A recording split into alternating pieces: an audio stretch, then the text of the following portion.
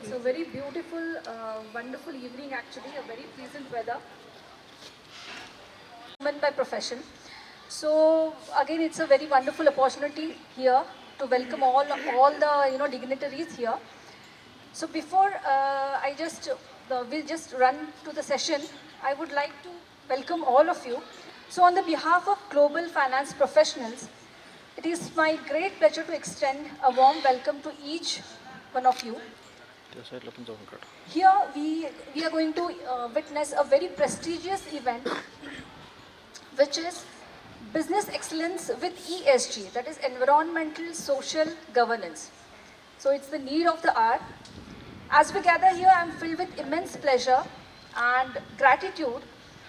Your participation not only validates the significance of this event, but also it is going to highlight the importance of the collaborative learning and exchange of ideas here. So today, my special thanks to the eminent guests here who have come all over, like from Gujarat or from other places, Delhi, yeah.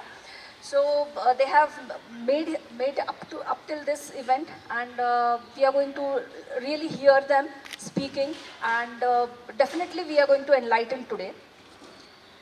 Further, once again, I am very glad to welcome all of you here. A few people are really we are missing them. It's a very very great platform wherein many professionals, they have come together to spread knowledge for related to finance, many industrial or related things. So today also we are going to see that some beautiful topics. The agenda is over there. So we are going to start with first session by CA Yogesh Kulkarni sir, who will be briefing about the services and other services provided by GFP, and how GFP is a great help to the growth of industry and business, and how it will be a great help to achieve profits in a very low cost. So I would like to invite you on the stage and take over the control.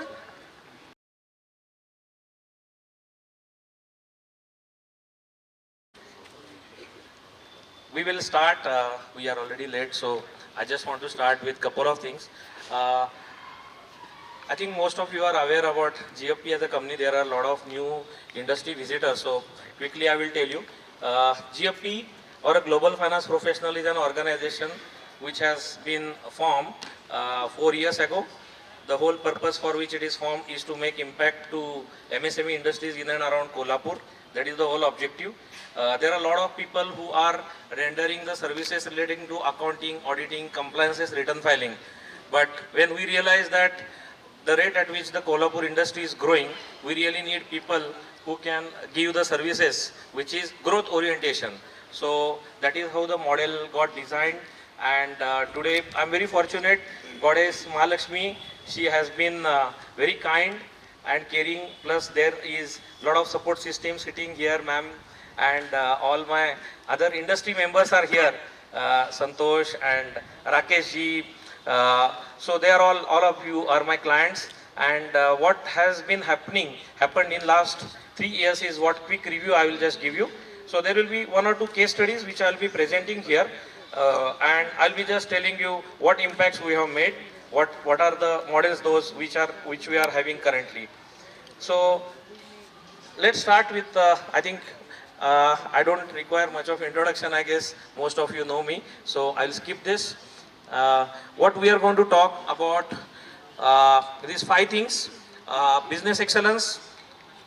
Business excellence, when we are going to talk, we are going to talk about how are we currently assessing every organization on all business parameters, and who are the clients for whom we are implemented and what impact we have made. So I'm very fortunate to tell you that one of my client, he has given me permission to present his case. And there is Rakesh Chaugule ji, and Rakesh Chaugule ji is from Sangli, and he has got his own ERP company. If you don't mind, you can stand for a minute. Can you please take his picture? What is special about Rakesh ji is that he has his own ERP. And that ERP is web-based. And yeah, so, okay, we have business excellence and finance excellence. That client asked me, okay, but I don't have any problem surrounding business excellence and finance excellence. My problems are all surrounding ERP. You don't have ERP excellence model. So we tried to tell to the client, don't worry, we have the model. It is part of the business excellence. There are 18 areas of business excellence, and one of the area in those 18 areas is ERP IT infrastructure. He said, no, I want full-fledged excellence model like 18 areas of ERP IT. So we took the challenge, and I remember Rakesh ji, we have spent a couple of nights put together, days and nights put together. We did not sleep even 10 hours put together, and we designed the model, we showed it to the client, and client gave order to us. So that is the new model which has emerged, which is a subset of the business excellence. Very frankly, business excellence is something like a comprehensive medical health checkup, and these are the subsets. That finance excellence is subset of business support. Management dashboard, yes, very close to my heart. That gives me the goosebumps. So we will show you also some of the management dashboard related case studies, whatever we have implemented. This is a new vertical, MIS development for MSME. Here in 13 seconds you can generate MIS for any kind of an MSME. The tool has been linked through ODBC platform, and it generates, there are buttons, Excel to PPT, that is where it already generates the MIS. And the last vertical where we have recently entered is MSME benefit scheme. So let me just tell you the background why MSME benefit scheme we entered. Whenever we try to work with all the industry owners in and around Kolhapur, Sangli, Belgaum, Ichalkaranji, every owner is facing the problem that cash flow is an issue. Now, how do you solve this problem? That cash flow is an issue. If you want to solve the problem, the only way, if you help them by giving the required cash flow issue, is through taking government scheme. I don't know how many of you have read. There is a total 24,000 crore allocation which is done for making payment to MSMEs. Very few people are aware. So we started this vertical with an intention that we will help the MSMEs to get the cash flow. From the cash flow, whatever they will receive, will help them to grow. That was the whole purpose through which this vertical got started. So I will be just explaining 2-3 slides about each vertical, and then we will be focusing only on the case studies where this excellence was implemented and what all has happened. So this is a typical strategic staircase, and the typical strategic staircase talks about every organization. So all of you entrepreneurs, when you started the organization, your original focus was always on product, process and technology, which we call it as OPEX. Slowly your focus started shifting on people resources system, which is OPEX. Then leadership and consistency. So second line of defense, or you want to create everything in the autopilot mode. That is what is called as second line of defense, which you started, which is called as business excellence, and last is the results. So on this parameter, we build the business excellence model. So what do you mean by business excellence? Any business area that you take, any business in the world, it falls under 18 subsets. 18 subsets are called as 18 areas of business. So which are those 18 areas? Customer orientation, planning, inventory management, operational agility, supply chain, quality system, machine uptime, facility layout, human capital matrix, visual management, environment safety, product lifecycle management, design engineering, ERP IT infrastructure. See, this model is anyway here. Then commercial process effectiveness. In finance, it talks about processes and controls, and also reporting and system and strategic planning excellence. What we did, now you must have seen the standee of all the experts, and again it is there. We all experts put together, designed 100 best way or the elements of each of these areas. So customer orientation, around 100 elements we designed. Planning robustness, around 100 elements. Inventory management, around 100 elements. Operational agility, around 100 elements. Each element gets 1 mark. So example I will give you, customer orientation. So the first element is, do you get yourself rated by the customer? If the answer is no, you get definitely 0 mark. If you say, we have initiated the process, what does it mean? We have designed one form, like any hotel when you go, they give you one form, right? That how do you feel, how do you would like to rate our hotel? So they give you one form with 10 parameters. You know, they typically they talk about quality of the food, the service attitude, any kind of an issue, the ambience, and you have to rate on 1, 2, 3, 4, 5. Okay, so 5 is usually good mark. So have you started any kind of a process, something like that? Let's say yes, you have just initiated, designed a form, you only get 25 marks, 0.25 marks, sorry. If you say that, okay, we have gone much beyond that, we have already rolled out that form, and last 1 year results we have obtained, then you get 0.50 mark. Then that means you started the process. Then if you say that, okay, not only that, we have started getting the results, but we are working on the issues which have been notified by the customer, and we have prepared a 3W action plan for all the issues identified. And those action plans are distributed to the teams. Then you get 0.75. And if you say that last 3 years, this process is repeatedly followed. अविरतपणे 3 वर्ष ही process आमची चालू आहे. That means you are reached to the maturity, you get 1 mark.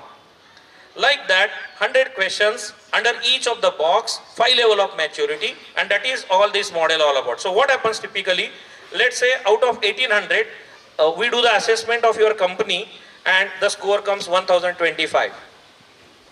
So what we do as an independent third party consultants, we will tell you how do you look in your mirror, and your mirror looks like this. So this is called a spider chart or radar chart. Whatever is the outer circle, that outer circle reflects 100 out of 100 score, and the inner circle reflects the actual score that you have. And this is the gap. Now if you see this gap, you need to bridge this gap. So some question to the audience.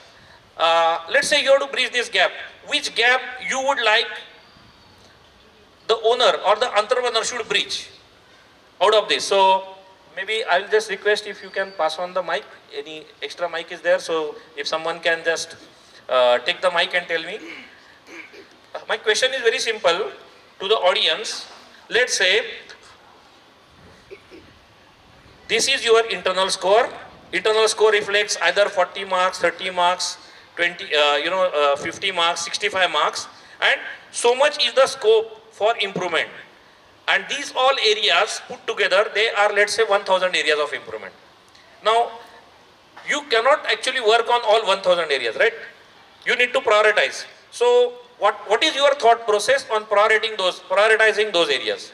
Any answer from the audience? Yes, we have team members from Yes Metallics. Would you like to tell me what will be your thought process? Maybe you can just give the mic to them so they can speak out. Whatever is easy. Sorry? Whatever is easier. Whatever is easier. Okay, that is one approach. Okay, what is your answer? Improving the profit. That is the core purpose. So what we do is, as a result of this gap, whichever area has a highest impact on P&L and cash flow, that area we take it out. And the case study which I am going to show it today to you for industries in and around Kolhapur are all surrounding the business excellence where it was carried. So I will tell you a few of the case studies which will happen immediately after that. Now what happens, this assessment is being done, and currently the assessment is underway at Dunung Industries where our experts are also there. We just came from Dunung for this conference. So typically, once your assessment is done, we prepare a 5-year way forward journey for you. So this is 5-year way forward journey. We tell you first year what you should do, second year what you should do, third year what you should do, fourth year what you should do, and fifth year what you should do. So this is how we prepare the strategic roadmap for your organization, and then we get into the execution mode. So definitely it is a comprehensive medical health checkup first. We diagnose 360 degree your organization, where you are, for which the diagnosis happens by all experts. So the experts, I will just show it to you after this. Post the diagnosis is done, this is the road which we prepare. Now, let's go to some case studies. So I'll just request you to open the Mayura Steel case study.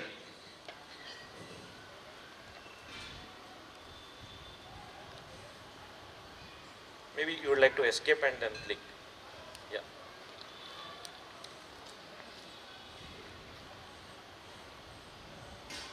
So this is a typical case study. Now, when I met Dolly sir, I prepared this case study. There are some photos, videos also. You will come to know about this. So everybody here, they are aware about Mayura Steel case study. Dolly sir is very senior.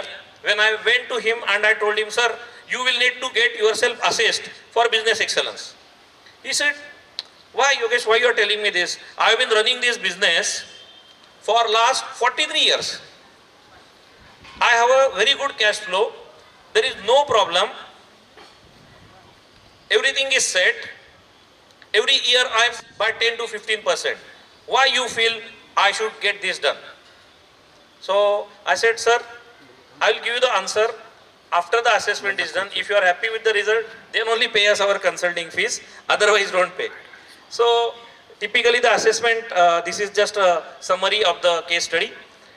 So what typically we do is, whenever we carry out the assessment, we talk about all the best things which are available in that organization. So Mayura Steel, Mayura means M, magnificent, A, adaptability, Y, yearning for excellence, unique industry practices, resourceful research, strong foundation.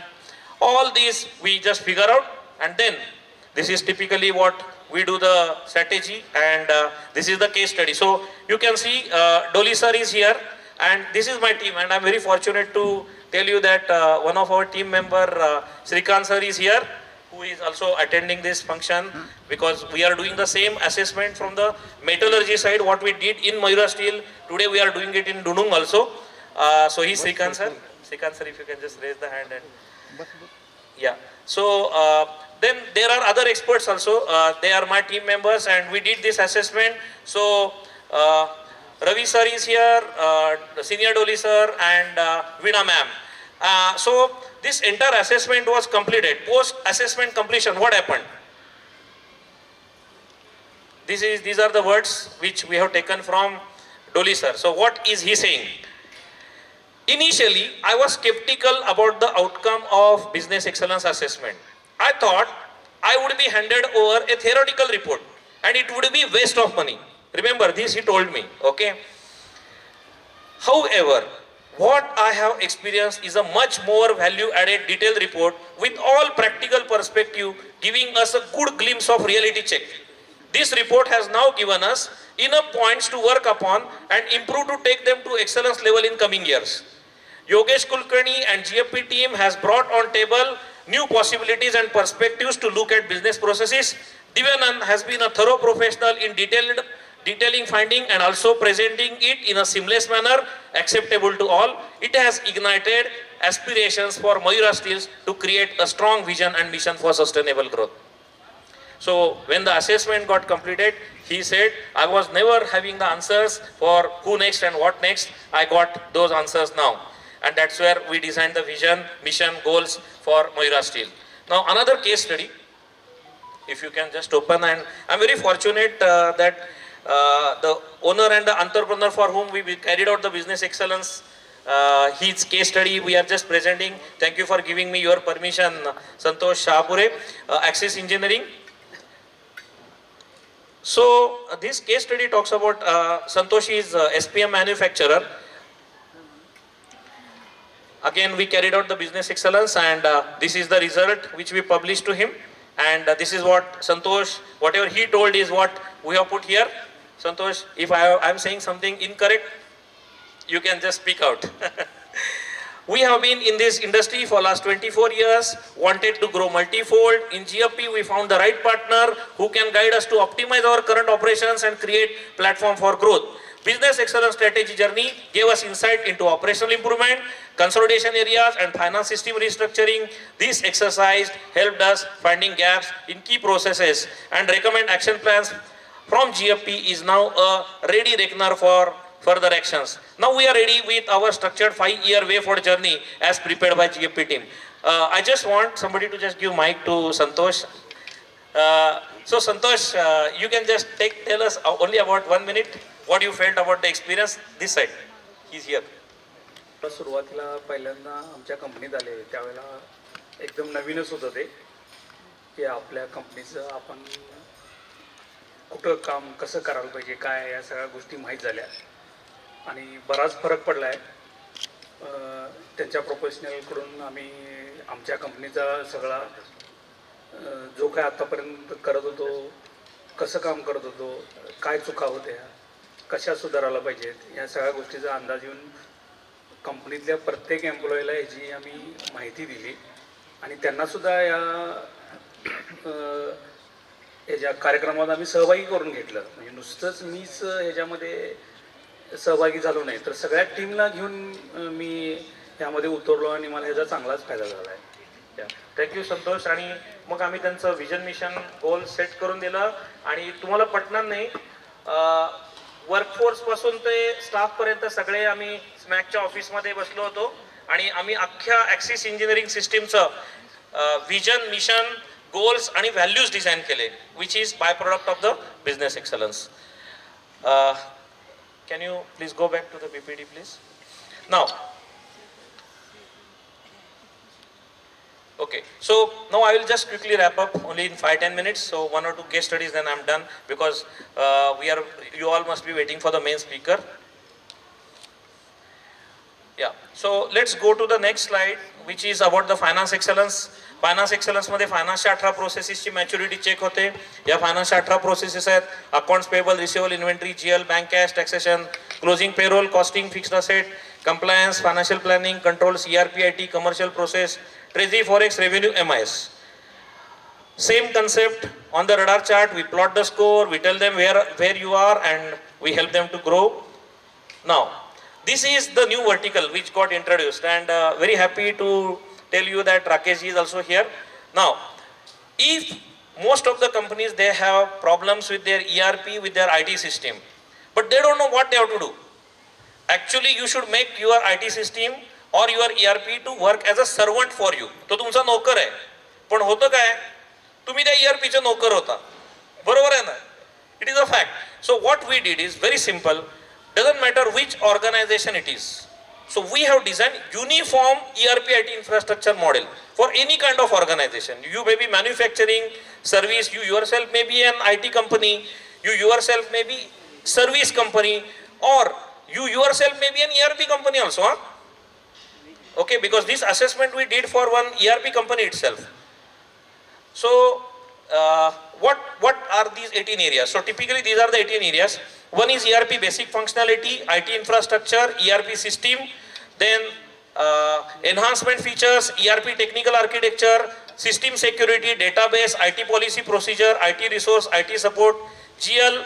GL means connection of GL to the ERP, fixed asset, order to cash, record to report, process to pay, analytics, advanced integrations and customization.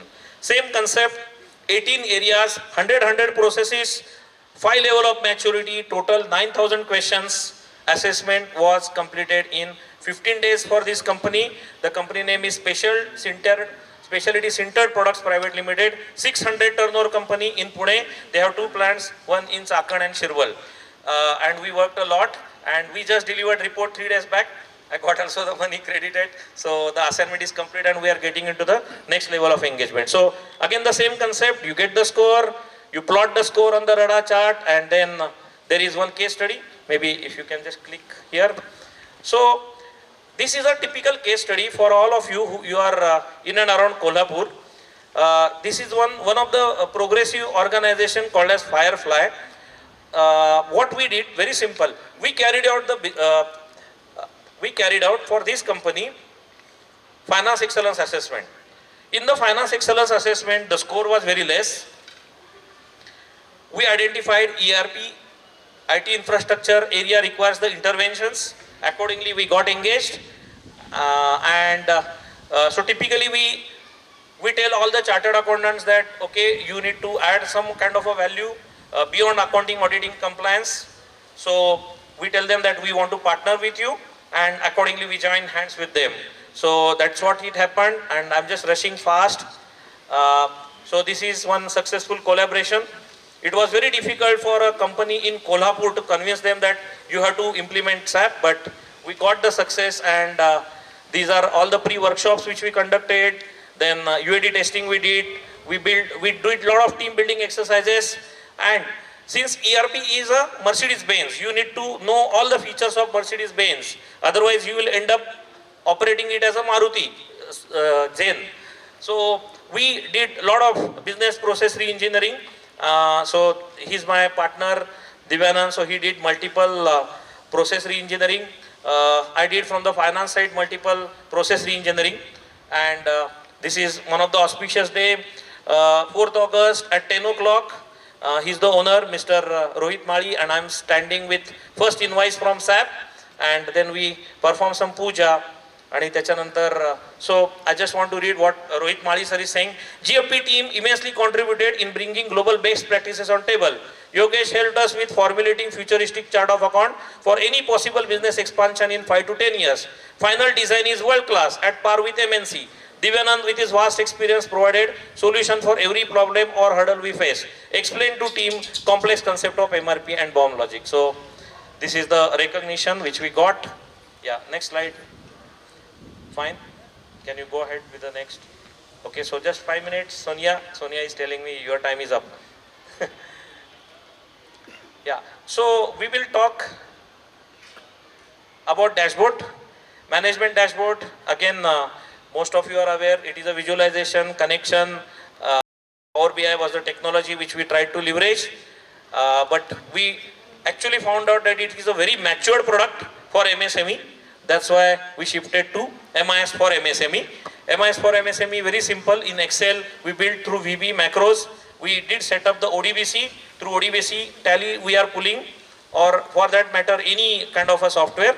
And 13 seconds, we can generate the MIS. So, and the last scheme is about Sarathi. So, very few people know that 24,000 crore has been allocated, and government wants to pay to MSMEs. Nobody is aware in which scheme how much I have to get.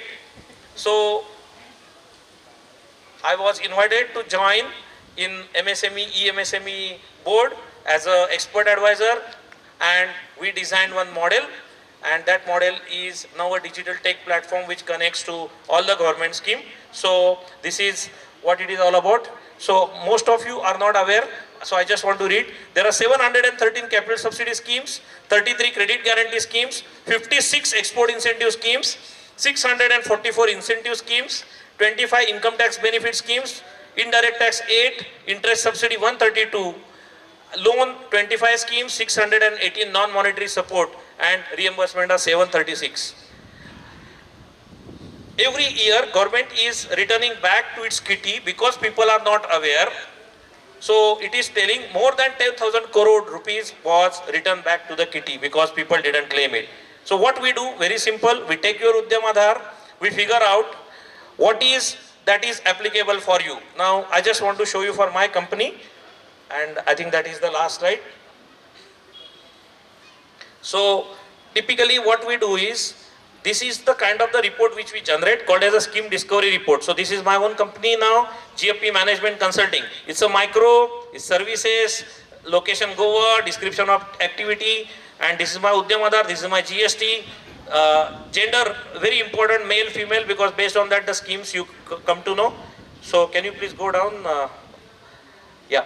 So you can see that there are total 22 benefits available to me. Capital subsidy 1, credit guarantee 3, export incentive 1, 0, 7, 5, 5, like that. Okay, and then each scheme, what is the monetary amount which is available is also mentioned here. And then if you go down, you will see under each scheme, if you have to apply, what all process and procedure you have to follow, objective life cycle, beneficiary, condition, nodal agency, and all that. And there is a link also here. You can directly link it here, click it, and you can apply. You should be ready with these documents before you apply and get the money claimed. Fine. So we can go to the, I think we're almost done. Then there are few other services which I will just skip. because of the paucity of time. Now, what makes me strong? My team of experts makes me strong. And I am here today to acknowledge the support of all my team, due to which I am able to make the impact to the MSMEs in and around Kolhapur. So I just want to read all their names. The whole reason why I am reading the names is I want to acknowledge them. So Divyananji, he is supply chain expert and also the NLP. Whenever we do any kind of the transformational change, he comes in picture and he he does the motivation so that we are ready for all kind of a business change. Dr. Nitin, I don't want to talk, you hear him. Okay, he will be the next speaker. We have Srikanji, metallurgist. You are again going to hear, so I will not talk much. Sharad Dumneji, so we did foundry business excellence. He has around 40 years of foundry turnaround experience. Many Belgaum foundries he has done the turnaround. Kolhapur also lot of foundries, so he has turned around Mantri Metallics also. So he was also part of the Dunung industry assessment. Viduji is HR person. Then Heram Patak is again foundry person. Shashank Kotwal, we have designed some kind of a strategies. And again Sandeep ji is here, so he will talk a bit. Then we have Sanjay Kulkarni, Kateji, he is a machinist, machine specialist. And again we have Prabhat ji here. So he is going to talk about sustainable procurement expert. Then Sharad Jain. Sharad Jain ji has joined recently. He is leading GFP Pune and Mumbai vertical. So he was CFO of Dana India, and the moment he joined GFP as a business partner, SSPL order is the result of he pitching for GFP. Manoj Agrawal again in the same. We have Kallappa Chogle, he is trying to come from Mumbai, he has left. He is a foundry costing specialist. So he has designed a lot of foundry based costing models. Vishwajit is here. Thank you Vishwajit, all the way coming from Pune. Vishwajit is CA, CS, CMA, MBA, LLB. Sorry if I have forgotten any of your qualification, but thank you for making it.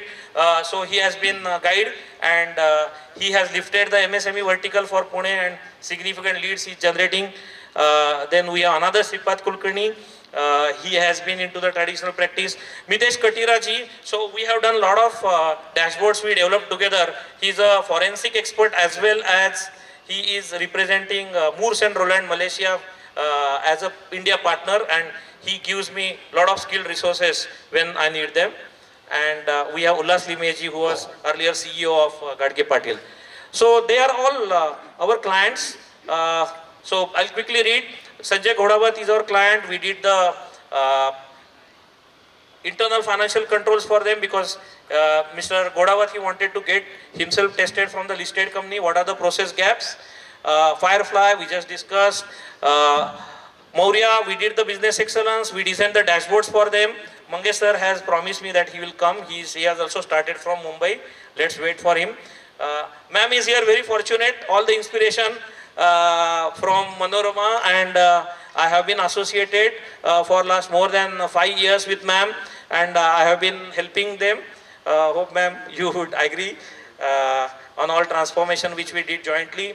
Lakshmi Oil Engine, Seraflux. Lakshmi Oil Engine again some kind of a consulting services, consulting CFO. Seraflux 8 months engagement. We did the finance excellence assessment. Then we implemented one Pune based very good ERP, Pune based company called as Upcrest, which is led by Chartered Accountant Anand Paranspe. Om Metallics again, Tulip Casting, then Concordance, lot of clients. So maybe I would like to skip most of those clients. You might see them.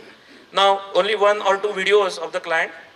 So can you please see that whether the link works properly? Now this is the interview which I took. Hope this works fine.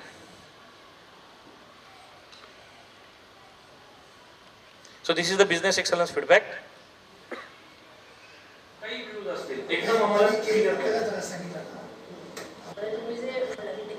सरांनी आम्हाला 50 items आहेत ते पण टाकू शकतो. हे पूर्ण तुम्हाला share करेन. एक्झॅक्टली तुम्हाला कसं करायचं, काय करायचं हे सगळं डिटेलमध्ये याच्यामध्ये लिहिलेलं आहे. Yeah, so I just want to run these videos fast because I don't want to escape. Maybe you can directly go to what Dolly sir is saying. Yes, sir. Thank you for appointment. Please continue the association with us. Yes, sir. Wherever we are on, you can come and tell us. खूप भाग्यवान असलो sir आम्ही तुमच्याशी associate होऊन काही करता आलं तर thank you for all your efforts आणि आपण पुढं या जर्नीमध्ये स्कोर वाढवण्यासाठी सगळे एकत्र भेटणार thank you very much so one more video we will just do fast now he is Nishikant traders okay कापूर we design the MI system for you तुला काय वाटतं ते जस्ट थोडा आवाज वाढवा रेकॉर्ड फॉर इम्प्रूव्हमेंट बस मला सांगितल्याप्रमाणे एवढा डेटा डिटेल मी कधीही बघितलेलं नव्हता. गेल्या तर 25-30 वर्ष जर व्यापार करतो तर कधी जे काय असेल ते से बघणार त्यांनी सांगणार त्याप्रमाणेच ते होत होतं. एवढं डिटेल बघितल्यामुळे मी बिझनेसमध्ये कुठं आहे ते मला आज थोडंफार समजलं. म्हणजे थोडक्यात माझं टोटल म्हणजे किती पैसे गुंतले हे आज मला आकडे कळाले, नाहीतर मला माहीत नव्हते. ठीक आहे. आणि हे एक ओनरच्या दृष्टीने बनवलेलं आहे का की तुला समजेल अशा पद्धतीने याच्यात एक क्लिष्ट अकाउंटिंग माझ्या डोक्यात नाहीये तरी पण हे मला थोडं समजलं. याच्यात काही सजेशन इम्प्रूव्हमेंट काही तुला अजून वाटतंय का की काही अजून करू शकतो अजून थोडा अभ्यास केल्यानंतर मला हे सांगू शकणार की मला असं नाही असं पाहिजे. end this because I am taking this time. Yeah. Anything else? That was the last slide, I guess. Yeah. So next slide, please. Lot of programs which we conducted, and we also sponsored the cricket tournament. We did a lot of activities together as a GFP, where we celebrate every year 15th August as our anniversary of the community. So we conducted this program, Startup Manthan program. BNI has invited me for training all its members on the MSME schemes, then a lot of startup related programs. So I'm done, and thank you everyone for being participated in this journey. I humbly acknowledge each one of you for coming here. So now I hand over it to the main speaker. Sorry for taking some of your time. Thank you so much, sir, for the wonderful session. And of course, business excellence is not like a cakewalk. It's a continuous like a journey. And of course, doing common thing in a uncommon way is all about business excellence. So thank you, sir, for everything. Now, the celebrity speaker is here with us. The wait is over. Well, ESG is all about bridging the gap between profit, people and planet. It is one of my favorite subjects because I am very close to plants, environment and this and that, because greenery all around makes you happy, and of course making profit and taking care of your planet is such a beautiful combination. So it is a very pleasure to introduce about sir. I will quickly say whatever his great achievements are. So Dr. Nitin Dumasia ji, doctorate from France in ESG, has made impactful interventions to all global companies with his own IP registered ESG framework of 15,000 question based assessment. Growlity Inc. is United States of America, USA based management consulting firm which providing virtual consulting services worldwide to enable business to achieve growth with sustainability. So he is the president and CEO of Growlity. Growlity Inc. is established to provide services in different verticals like strategy consulting, business transformation, corporate governance, industry 4.0 consulting. Growlity Inc. has a very dynamic team of seasoned and experienced professionals across the globe.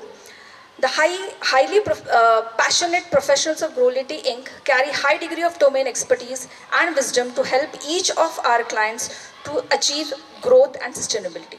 So before taking much of time, I would call upon stage our celebrity lecturer or speaker, whatever, because I'm taking him as a professor now, because I'll be sitting and listening to him as a student. So please, sir, stage is all yours, and enlighten us with all the great knowledge. Big round of applause, please.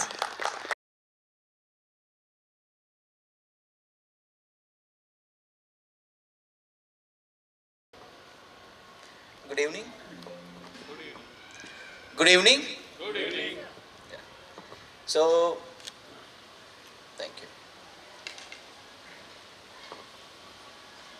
It's difficult to talk after Yogesh ji, but I'll try to do justice for your time here. We are all so much grateful and thankful to each one of you who are presented here, participating in this wonderful gathering. हमने थोड़ा सब लोगों को invite किया था कह के कि ये इनफॉर्मल डिस्कशन और मीटिंग हम लोग प्लान कर रहे हैं, जबकि योगेश जी ने काफ़ी सिनर्जी सेट कर दी है in the beginning to tell you all that what all things GFP professionals are doing with the business excellence model we have. So, a lot of things we have heard so far on business, profit, ERP system, the maturity assessment model. I'm given a very important, special, and very much needed topic to talk. Do we have the presentation ready? So, here we are intending to bring to your notice that there is a concept, there is a philosophy, there is something which can also help the business to grow, which can also help the community to grow, which can also help for the people to live the peaceful life. Here we are going to talk about what is ESG. I think for the city like Kolhapur, most of the people might think that it is way ahead of time, but trust me, this is really the need of the hour. It is for people, it is by people, and it is meant for the people. It is for society, it is for future generations, it is for our responsibility, it is for sustainability. We are also going to make it a little bit specific on how it is applicable to enterprises, organizations, companies, ranging from MSME to Fortune 500 companies. Why people are talking about this? Why it was not on the table so far? If it was on the table, then who were doing it? What good companies are doing in this space? So many things are there, and that's the reason we were all putting our brain to bring this concept to this wonderful city of Kolhapur. ESG is becoming a buzzword, sector diagnostic, like it is not. For manufacturing company, we are doing it for different types of industries around the world, and it is really taking very good shape even for our own country, India. You might also feel that why companies have to actually do it. We are into foundry, we are into textile, we are into service industry, we are into IT business, we are into software, we are into logistics. It's not applicable to us. But I will try to do some justice with the time available with us, with our presentation, that yes, it is required and it is essential for most of us. And we can really play some role, our small bit, to make this climate change as a real thing around us. So, I will also try to, give you the idea that in organization, how it is happening. So what has happened, we will start with the definition, because we are doing the ESG program first time in the city. Let's go by the definition. So it is called as environmental, social and governance, right? When we say it is environmental, we have to consider the environmental aspects around us, and those aspects are anything we can see around us. Okay, so what has happened in last 30, 40, 50 years, we have done a lot of injustice to the climate or environment around us, the the planet. We have, brought lot many products, services, technologies, cut down trees. We have built roads, constructions, buildings, plastics, papers. We have actually caused so many different harm to the environment around us. Now this has happened since last 30, 40, 50 years. And that has caused what?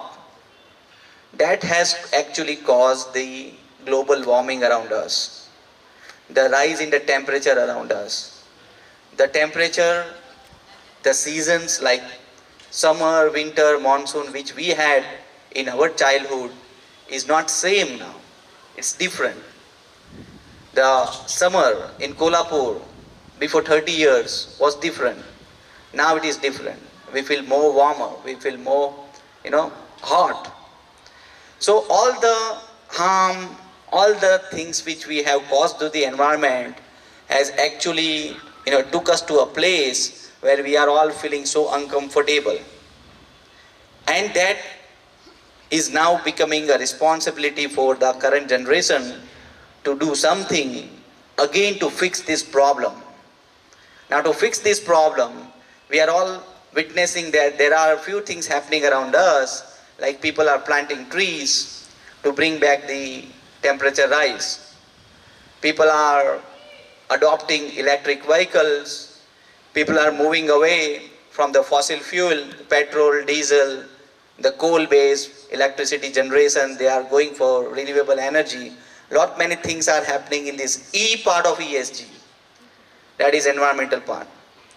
There is one more critical information here in E part of ESG, that there is something called as 1.5 degree temperature rise. So what has happened? There are organizations, institutions like United Nations and other big bodies.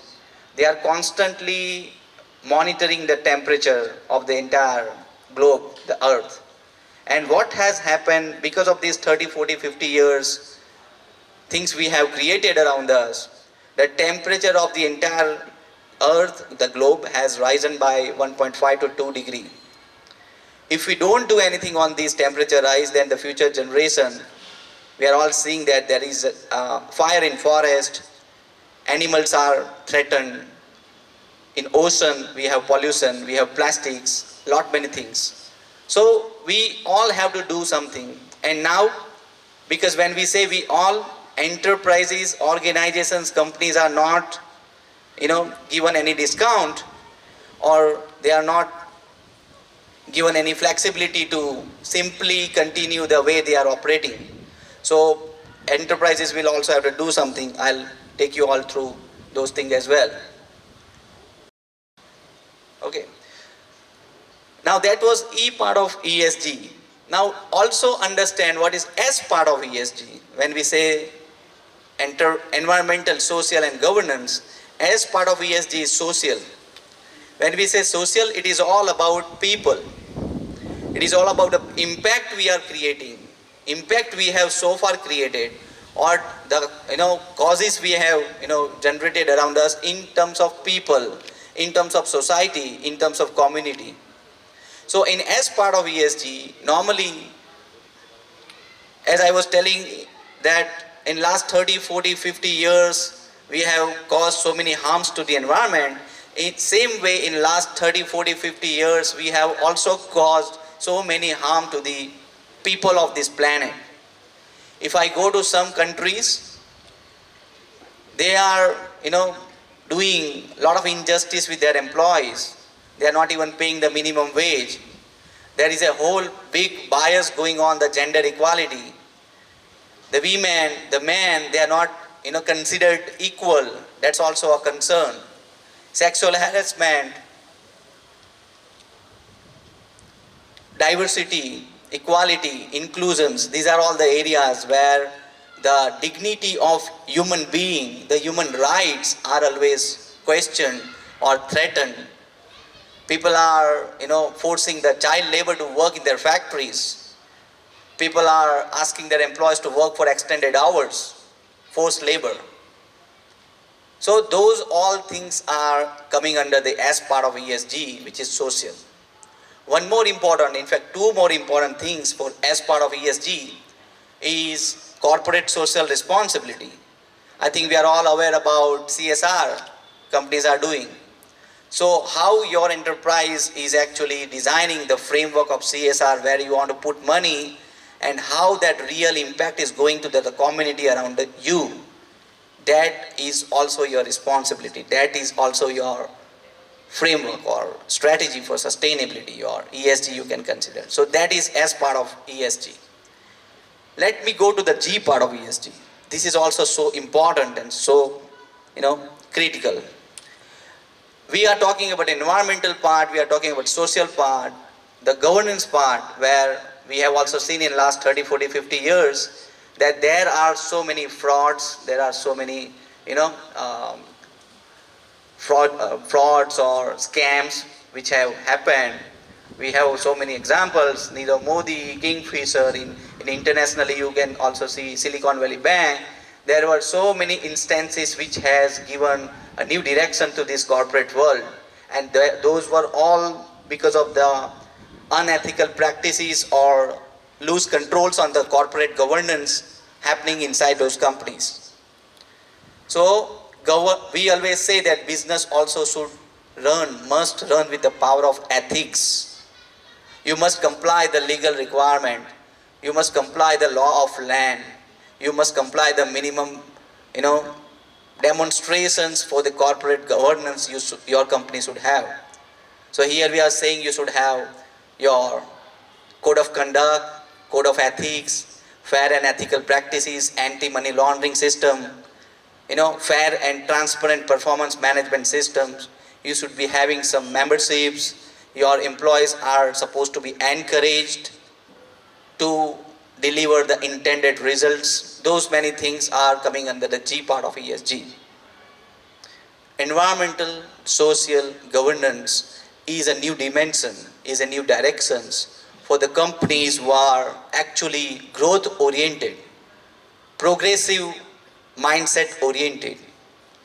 What is happening around us?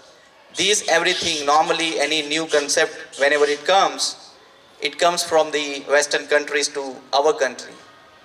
So Europe, US, some sort of Middle East, Southeast Asia, so many countries has these types of demonstrations, regulations, implementation of ESG aspects. In India, how it is happening, I just also want to give you some idea that if you are part of the supply chain of the global requirement of those multinational companies, Fortune 500 companies, if you are part of the Indian listed community enterprises, public limited companies registered with SEBI, NSE, BSE, if you are a company where you want to attract investors want to invest their money only into clean companies, only into legal companies, only into companies who are bringing impact for community, for people, for society, for employees, and also are able to generate the right value against the investment they are doing. These are all the dynamics under which companies, enterprises, and organizations have to go for ESG implementation. So we as a company are doing a lot of impactful activities around the world. The company Growlity now, we are so proud partner, we are so proud collaborator with GFP, and I'm, so much encouraged with the amount of work that GFP professionals are, doing and creating the impact. Our company is registered in US, our office is in New York, Growlity, and also we are registered in India as private limited company. We have clients, 250 plus clients around the world in just 3-4 years. This is an emerging area, and we also understand the value which we can bring to the table of organizations, and that exactly we are doing. Something for the entrepreneurs who are here to learn or to gain some insights on ESG, we always have to start with a very strong strategy. Without a robust or strong strategy, ESG is not supposed to be implemented. So for that robust strategy, we have to work on few dimensions, on your current standing, what is your vision, how you can align your entire organizations, the operations, the finance, the supply chain with respect to this entire landscape of ESG. There are some terminologies, there are some jargons in these slides. We can always discuss over the informal discussions over the dinner, or you can also raise your questions when we are done with the presentation. We have to also establish a very strong framework inside our company. I was talking to a client today afternoon, and they were saying that what could be the first step. So do we need a separate department? How much money is required? Do we need investment? So many confusion, so many things are going in the mind of the entrepreneur today. So we always have to be very much sure about having a very strong framework, and that framework has to guide, has to train people, and then we have to have that long-term vision. ESG, sustainability, okay, environmental stewardship, doing something for people, community, or society, or doing things right are not short-term activities or tasks. These are all the things we always have to keep with a very long-term horizon of minimum 5 to 10 years. If you sow some small seed today in ESG, if you conduct small training of your employees today, it will generate results after 3 years, 2 years, 5 years, 10 years time. If you don't do, it is very much sure that you are not going to be in the business, because the business dynamics are being changed that way. So these many things we come to the table of the clients. The most fundamental activity for manufacturing and some companies who are into logistics and information technology is to calculate their company's impact going to the environment. How we can calculate that? We can only calculate this impact by having the process of calculating the greenhouse gas emissions happening because of your business operations. That is also called as carbon footprint. This is a globally recognized and popular framework which we always have to follow to calculate the scope 1, scope 2, scope 3 emissions involved in our business operations. So normally this comes from the electricity we consume, the travel we do. Our employees are traveling in their own vehicle. They are coming on their vehicle. In their vehicle also they are consuming petrol or diesel. Our business travel, if you are going for an exhibition, we are going in an aircraft that is also run by a fossil fuel. Our material is coming in a vehicle which also has a fossil fuel. Our material which is going to the customer also has a fossil fuel, petrol, diesel, different ways. We ship our products. We may airship our products. So everything in our business, especially for manufacturing companies, has some sort of environmental impacts going, and that can be calculated with the help of this process. A small example of an engineering company, you must be having your company vehicle, chemical, you are using air conditioning units, refrigerant used in your air conditioning unit also will have some greenhouse gas, carbon footprint, natural gas, plastics, many things. This is an example. Now what we have to do, how we can neutralize these, what are all the steps we can take? So first we have to calculate, if you are not aware about the impact going back to the environment by your business operations, first thing is to calculate your emission. And then we have to also start working on something which can help reduce our emissions. So there are alternatives, different ways of doing things. There are ways how we can become carbon neutral. But for your understanding today, I'm here to tell you that the amount of emission which is going in the environment, if you are doing something which is also helping you to absorb carbon, for example, if you are planting trees, that plantation of trees will also help you absorb carbon dioxide, and if you can make it equal for you the emission, then you may reach to carbon neutrality. That's something which we wanted to bring to you today.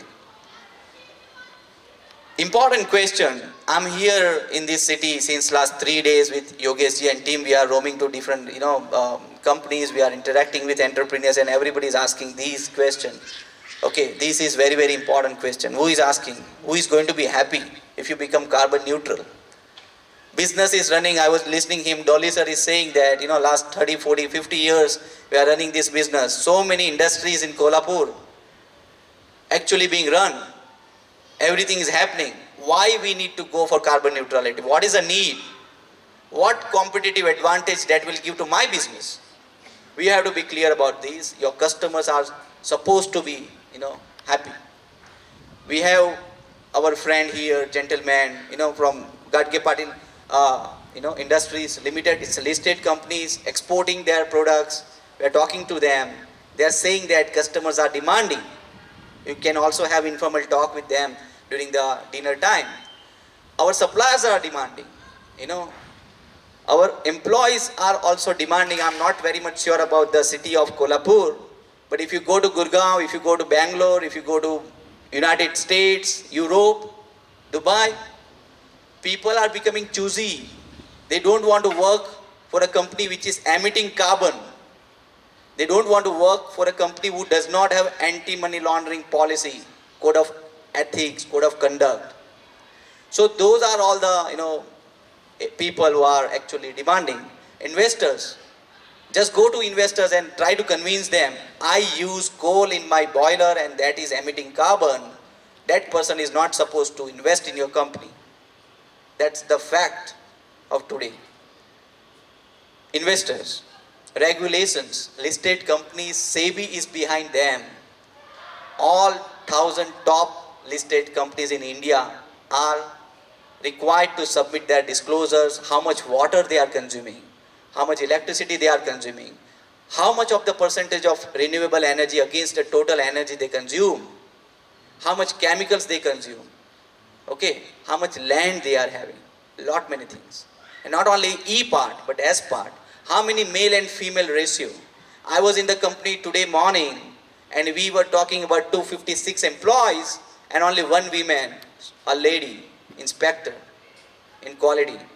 So 255 versus 1, that's our current situation. Okay, so that has to happen, that has to change. And that will change. If you don't change, your customer will push you to change it. Your investors, your regulation is supposed to be behind you. So better we start taking some actions today which can make our life easy, which can make the future around us, future of our employees, our promoters secure. A small question again.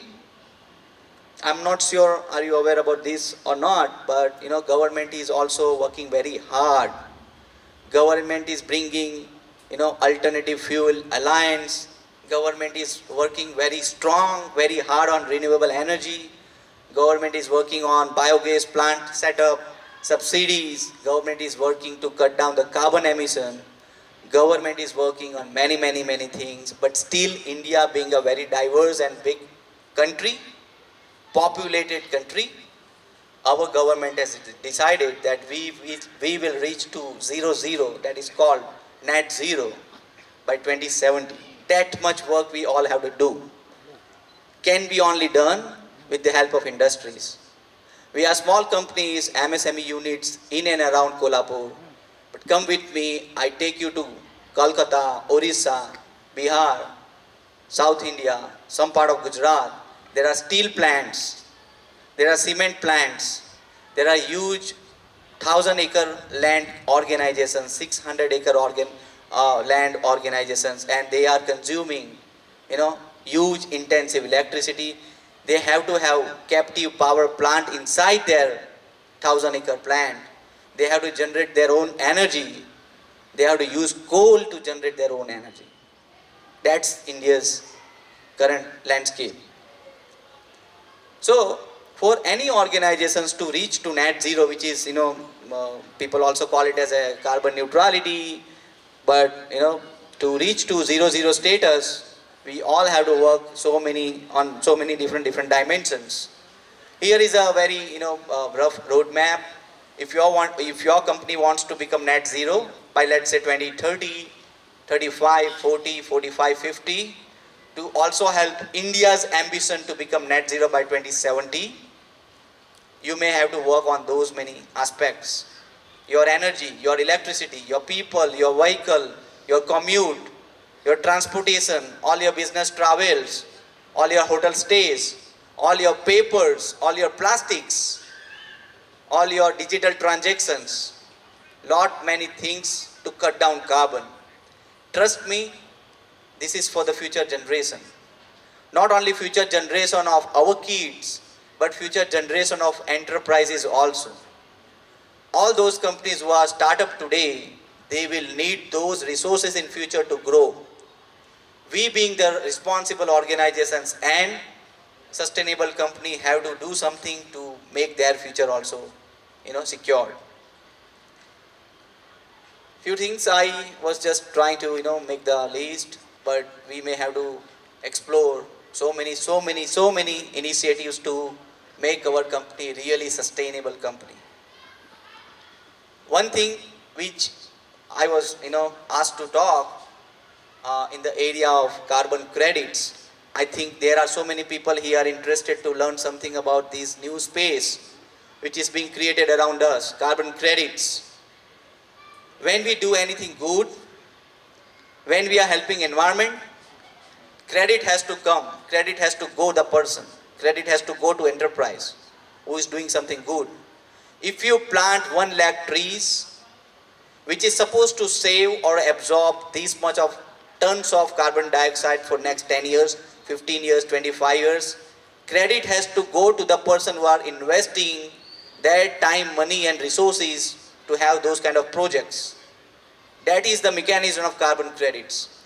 If you are investing into a biogas plant, if you are investing into renewable energy, if you are investing into mangroves, something on water, something on project, carbon capture and storage project, hydrogen as an energy, nuclear as an energy resource, then the people, the person, the organization, the project owner has to get that credit.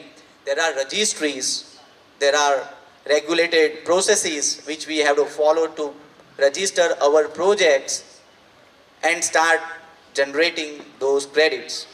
Now here I'm seeing so many companies are having their own renewable solar investments. Their plants on the rooftop of the factories, right? They are investing into solar farms to generate more and more renewable clean or green energy, electricity. Those all project owners can also register their projects to start generating those carbon credits. If you are working on some water projects, there are some water credits also. Let me give you an example. If you, in your plant, if you have rainwater harvesting system and you are not completely dependent on the external source of water given by the MIDC or tanker or local municipal corporation, you store the rainwater and use it for the whole year, then some water credit has to go to you. Now when we have credit, we can really sell this to international markets. There are buyers. Google is purchasing credits since last more than 10 years. Apple is purchasing credits to make their carbon neutrality programs. All Fortune 500 companies, Hindustan Unilever, ITC, all big Indian corporates also have to go and purchase carbon credits if you are unable to reduce their carbon emissions. Those are all the things happening. So please also take advantage of registering your projects to generate carbon credits. Some case studies. I want to show you how does carbon neutral company look like. How does net zero company look like? Your company can also become like this. It's a company from my own city called Surat. They're into manufacturing. They have planted 25 lakhs trees so far. They are 100% renewable solar. You can see the solar on their rooftop. They have created 100 plus lakes for water in the community they work. You can also see a few lakes around them. They actually absorb more than 2 lakhs of tons of carbon against 34,000 of carbon they emit because of their business operations. So they are carbon neutral. These kind of companies are also there in India. We have one more company from Boston in US. This example I'm showing you for the social or governance aspect. We are more on environment, but now there are companies who are having good governance practices as well. This is 100-year-old company in Boston, again into manufacturing. Local municipal corporation has to come to their admin office and learn the best practices they have implemented. And then they go back in their office and make some regulation. They make it as a law. Those level of corporate governance practices they have. There is one more aspect for ESG, which is reporting. So when you do something good, it's your moral responsibility to also show that you are doing something.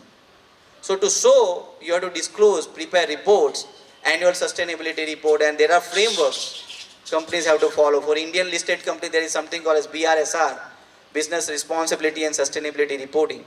Many different ESG reporting frameworks.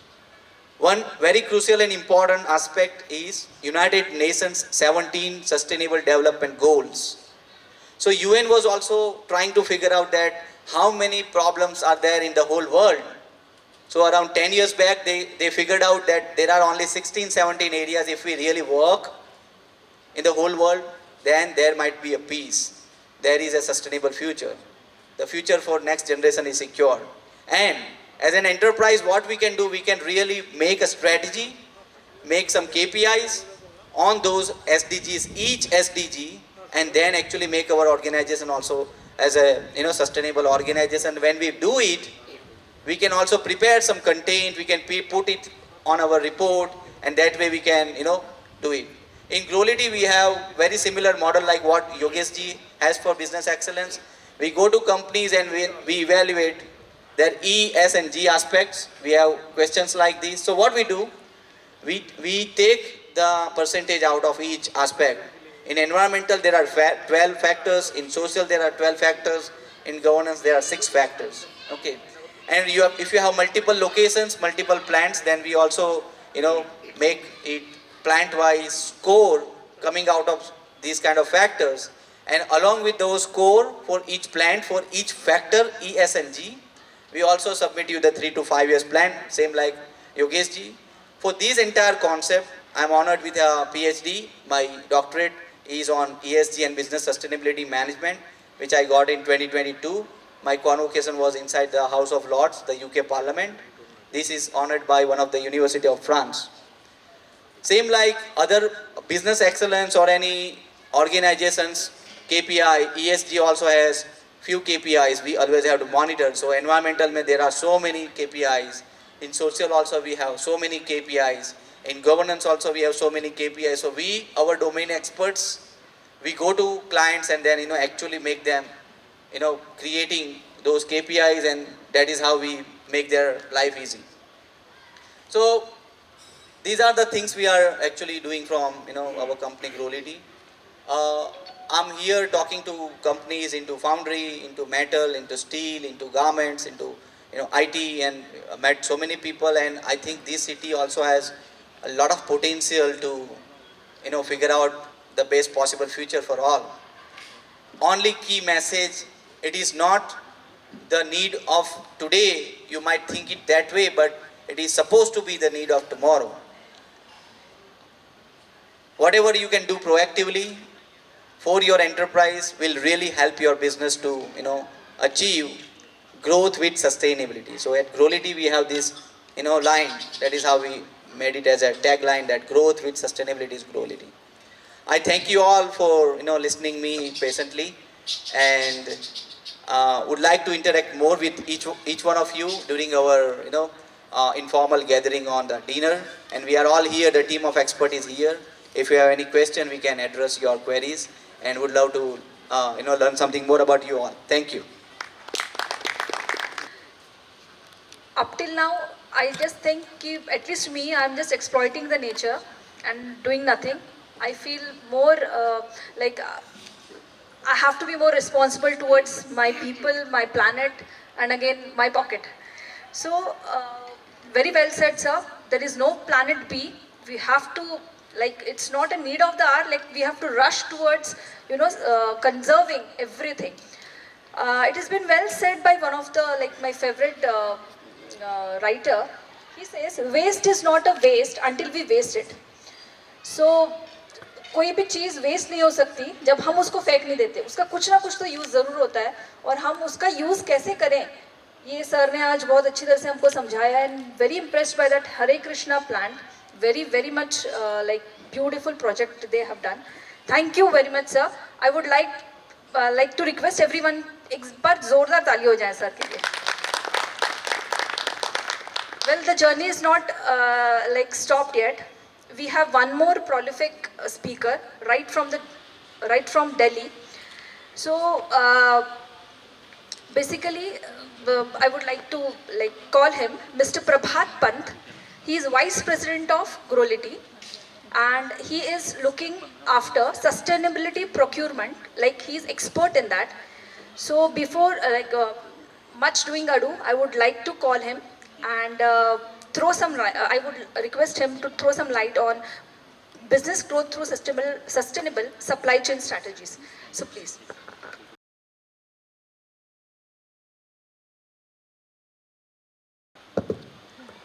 Good evening all. Thank you ma'am. Thank you Dr. Nitin. And I would like to thank all of you who are here and spending their beautiful evening with us. I would also like to thank Yogesh ji for making this event happen and making sure that some of us, get enricher by spending time with each other. Okay, so my topic, I think there are few slides which are there which I created and I was told about it yesterday that I need to present something. So I created something, but there are very two specific case studies which I believe will be helpful for the group which is here. And that will also help in terms of understanding that why do we need this. Aspect of ESG is essentially about the why part. We are into this business and whenever we go to a client and any client which approaches us, the first question that we ask them is that why?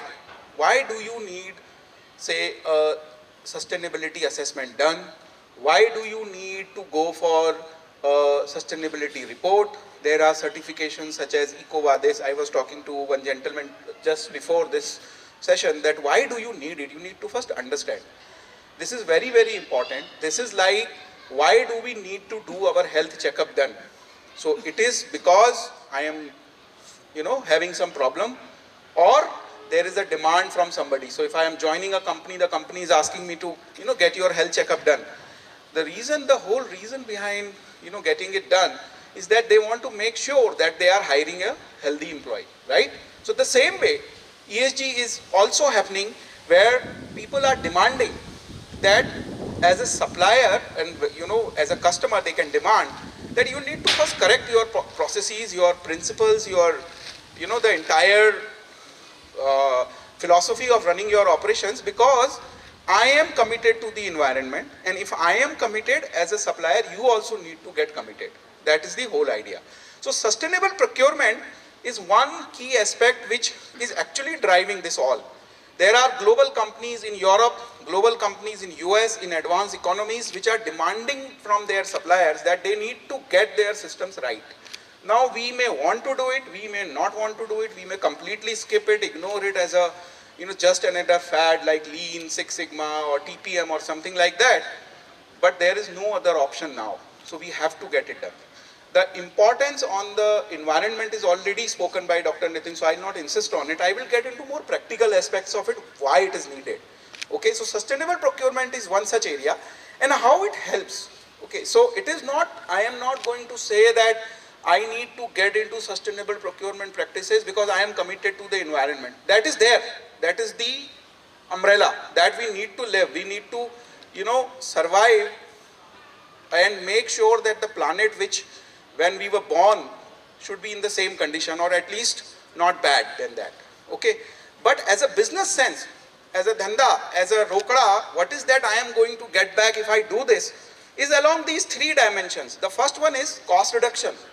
you can actually save cost by working on sustainable procurement practices. The second one is revenue growth. You can get your revenue enhanced by working on sustainable procurement. It's very, very important. Generally, people think it as a cost element, and we were talking, some days back to a company CEO, and his aspect was, यार ये तो cost है ना, एक और compliance आ गया यार, अभी तुम कुछ और नया कंप्लायंस लेके आ गए और ये सब नया डॉक्यूमेंटेशन भरना है. But if you look at strict business sense, you may lose your business if you do not do this. So धंधा हाथ से जाने वाला है, so करना तो पड़ेगा. So that is revenue growth, and you can actually get more customers, you can actually get better margins than your competitors if you follow some of these principles. The last one is risk reduction. This is another very important aspect, because your customer may not be demanding it, you may not be thinking about it, but there is something which is not correct in your organization which can lead to downfall of your organizations. We have seen enough examples. Right? We have seen Kingfisher examples. We keep on witnessing, and I am sure that these are big examples. But in MSME sectors, we see lot of companies not being able to pay their debt just because of bad financial practices. So it's very, very important to look into some of these elements. Now I have just described that what are those 4 elements which I spoke. The first one is the risk. The first one is the risk reduction. So I think not much to read from there. The idea is that you need to prepare yourself in order to make sure that any leakage, anything which you are not able to address should get addressed through this process. The second one is cost reduction. Obviously you can get your cost reduced. There are various initiatives, moving to renewable energy, working on energy efficient systems, bringing those energy efficient processes in your area, reducing water wastages. Some of those things can actually reduce cost for your operations and improve your bottom line. The third one is revenue growth. Now there are examples, and I'll just give you one example in next 2-3 slides, that you can actually get more business. There is an example, a large component company in electrical components. They actually demanded their suppliers, and it's a company based in Germany, and then they asked their suppliers, and we were working with them. Fortunately I was a part of one of their suppliers. So we worked with them, and then they asked that they need to work along some of these areas, efficiency improvement, renewable energy usage, and those were a set of 50 suppliers across the globe. You can see the kind of revenue they actually got together, 32.3 billion. And the revenue of the company, which actually demanded it from their suppliers, was merely 100 billion.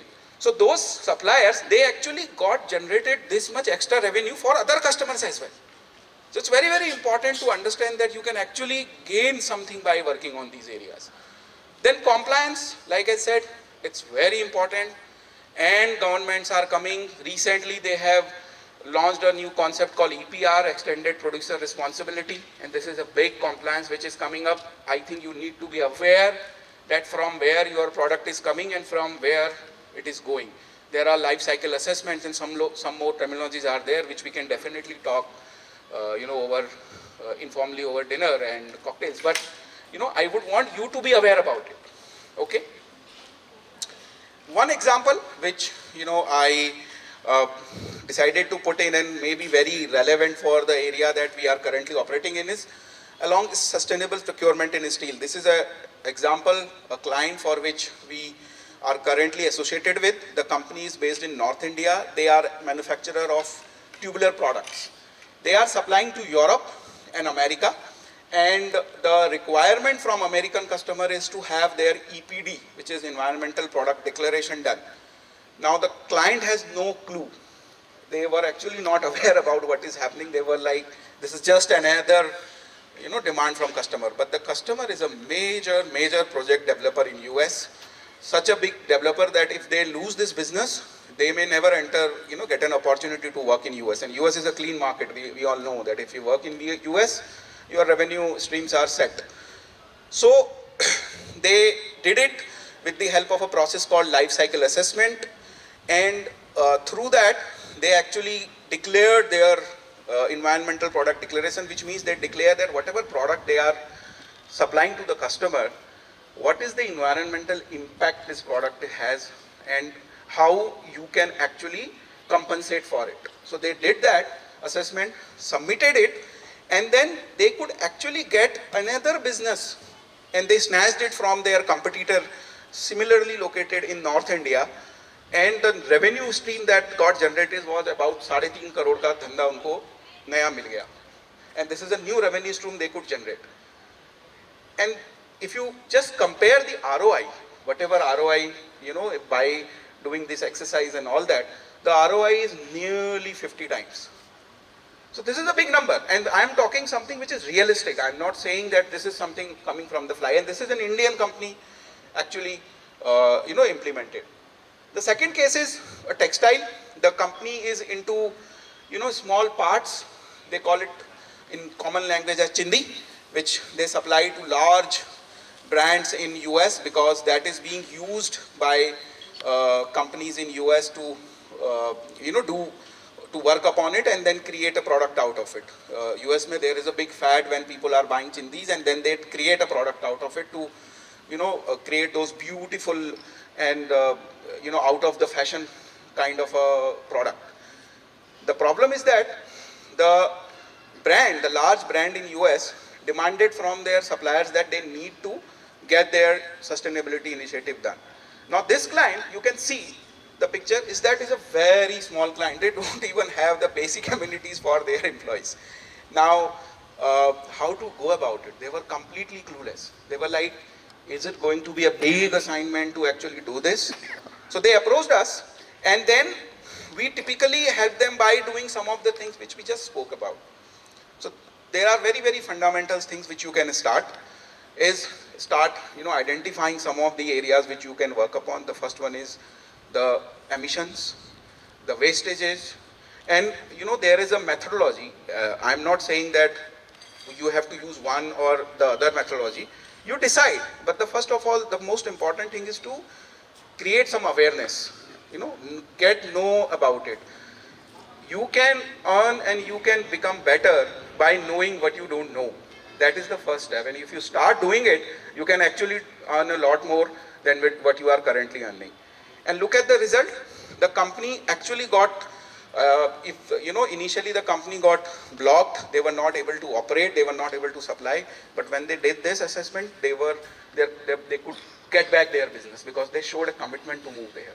So they went for a certification, and then there are, some other specific processes which are required. They may sound very, very technical and like a jargon now, but if you start, reading, and my humble request to each one of you is that start reading about it, because sometimes you may really don't know what will hit you. And it can hit you anytime. It may hit you tomorrow, it may hit you from April, it may hit you from January 2025. One fine day your customer will say that I need this, because this is my this year's commitment. Now you are quarter ending for India, you want to complete the business, but one of your large customer is saying, please stop. First you correct your operation. So I would, encourage you to get aware about it, and then make sure that when something is coming to you, you are ready for it. So I'll stop here. Thank you so much, and happy to answer any questions, during the informal session. Thank you so much. Thank you, sir. Well said, actually. So we say always reduce, reuse, recycle. We have to repeat it. We have to repeat this cycle again and again. And this is one of the beautiful example, like small cloths turned into a good textile later on. So this is a very nice initiative taken by the US company. So there are so many little ideas which we have to be aware of, and this is one of the beautiful platform wherein we are getting so many responsible ideas which we can implement in our industries. So moving ahead, I would like now we have one more prolific speaker here amongst us, Mr. Shrikant Kulkarni ji. He is B.Tech Metallurgical Engineering. He has his domain knowledge in metallurgy, DLC coating, quality measurement system assessment, and the achievements are so on. Well, sir will be throwing some light on quality testing challenges and case studies on metallurgical failures. So without wasting much time, I'll just hand over the mic to sir.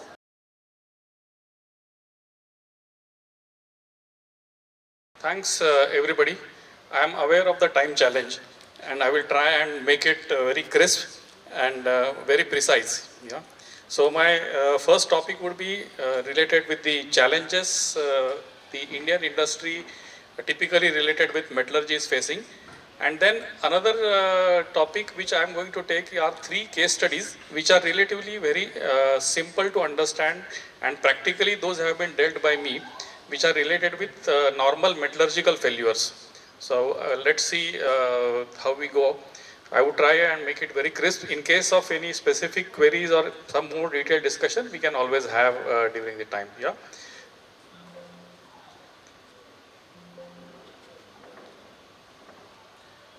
Yeah. So after this journey of my metallurgical profession for more than almost 35, 37 years, I have listed down few challenges which Indian industry faces, which I have experienced. The first one is related with the low awareness of IS and ASTM testing methods. I have seen many companies who are doing various activities related with the testings, but what IS or ASTM standards are used for testing are generally not, the testing person is not aware. So this is one of my observation in most of the Indian testing industry. When somebody is doing a spectrographic testing, if I ask what standard do you use for spectrography, not many people are aware of. If we say I am doing a tensile testing, then not many people are aware what testing method is to be used. They are doing it based on only the specification. The another weak area which I found was concept of measurement uncertainty, and its contribution to final results is ignored. Relatively, measurement uncertainty itself, after hearing to the word, people feel कि ये बहुत complicated है. But believe me, the concept of measurement uncertainty, if we understand it, and if we are able to apply it, it gives lot of confidence in whatever testings we are done. If I have my carbon percentage 0.3 to 0.5 and my actual measurement is 0.5, then whether I should say it okay or not okay, or how to deal with it. So this type of decision making is certainly helpful in the field of measurement uncertainty. The other challenge what I see is there are less metallurgy experienced professionals in measurement and testing field. For obvious reasons, not many new colleges are offering the courses related with metallurgy. And also another challenge is whatever graduates come out of metallurgical colleges, they go into either IT industry or they go into some post-graduation out of India, and very less metallurgical knowledge is available currently in the industry. So here one of the expectations or what I see as a challenge is professional bodies like industry associations or clusters, if they can support in investing some high-end testing facilities like scanning electron microscopy, FTIR, which are really helpful for the industry per se, then this will be really very useful for the industries. I am aware and I know in many areas, especially in Gujarat and UP, now UP has come up in a big way in terms of investing a huge facility for a big center in Lucknow where I am interacting with them in establishing that laboratory. So some sort of such high-end testing facility, if they are available, then the industry standards for sure will grow up. And another observation, I have dealt with many failure analysis, a lot of failure analysis. During any failure analysis, the root cause, once it is known, it appears very simple. Oh, ye root cause tha. But to arrive at that root cause, whatever is the competency and high technical and sound experienced professionals and knowledge is required is often neglected. To arrive at the root cause, there are a lot of challenges are there, a lot of observations are required, and at the end, once we know that, oh, this is the root cause, at the end we should realize that there are a lot of efforts have gone into arriving at that root cause. So these are a couple of challenges what I could see. I would not like to repeat any of them which are very simple, but this is my summary or observations in the last so many years. In fact, nowadays I am also associated with Quality Council of India. I am into the accreditation process of 17025 NABL, and I am visiting Pan-India for many of the testing activities and accreditation processes. I was there in Germany, China, and so many locations. So particularly, these were weaknesses which I found, therefore I listed it out. 3 case studies I will show. Maybe if you are in that field, you will understand it faster. If you are not in that field and if you want to know, we can discuss during the dinner time. One of the case study which I would like to emphasize, this was a component related with the forgings. It's a diesel injector nozzle body, and the problem statement was there was a random tool breakage during high speed machining with the severity of 20% rejection, high scrap cost, etc. Lot of errors. The supplier was Japanese supplier overseas. Typically in many of the metallurgical failures, if the component is given, in 90% of the cases, chemistry, hardness, microstructure, you will generally find okay. But still the problem is there. So a similar case was there for us. All the machining parameters were confirmed okay. Hardness was okay, chemistry no deviation, inclusions was okay. And during visual observations, we noticed few dark spots at the face of this component. Now if you see this component, the machining was done over here at both ends. And when the machining was done over here, suddenly the tool used to break without any reason. So during the visual observation, we noticed some dark spots, and further explanation indicated that there is some localized melting occurring at the end, at the faces. Localized melting was there. The hardness at these isolated spots was around 650 HBW, which is 60 HRC. So obviously at 60 HRC, when the tool was getting machined, it was breaking up. In the same case study, when we went into the details, the final root cause was during 100% magnaflux crack detection at supplier's end. You know, during the crack detection, there is a clamping. The part needs to be clamped at the both ends, and the clamping is done using copper plates. So the copper plate was it was damaged, and there was some digging mark in the copper plate, due to which, when the part was clamped and when the magnetization took place, then there was localized quenching which was occurring on the end face, and this localized quenching created high hardness. So after correcting the clamping process, problem was solved, and then of course the Japanese supplier also accepted the problem, and then it was resolved. So at the end we know that this problem is simple, but to arrive at it when everything is normal is a big challenge. So this is one case study. Another case study is related with the diamond coating needles for fuel nozzles. These needles what we have, at few locations we are doing diamond coating, and this is a PVD CVD process. It's a high vacuum process with acetylene gas and high vacuum. So in one cases the problem was delamination of the plasma coating, and therefore the part was getting scrapped.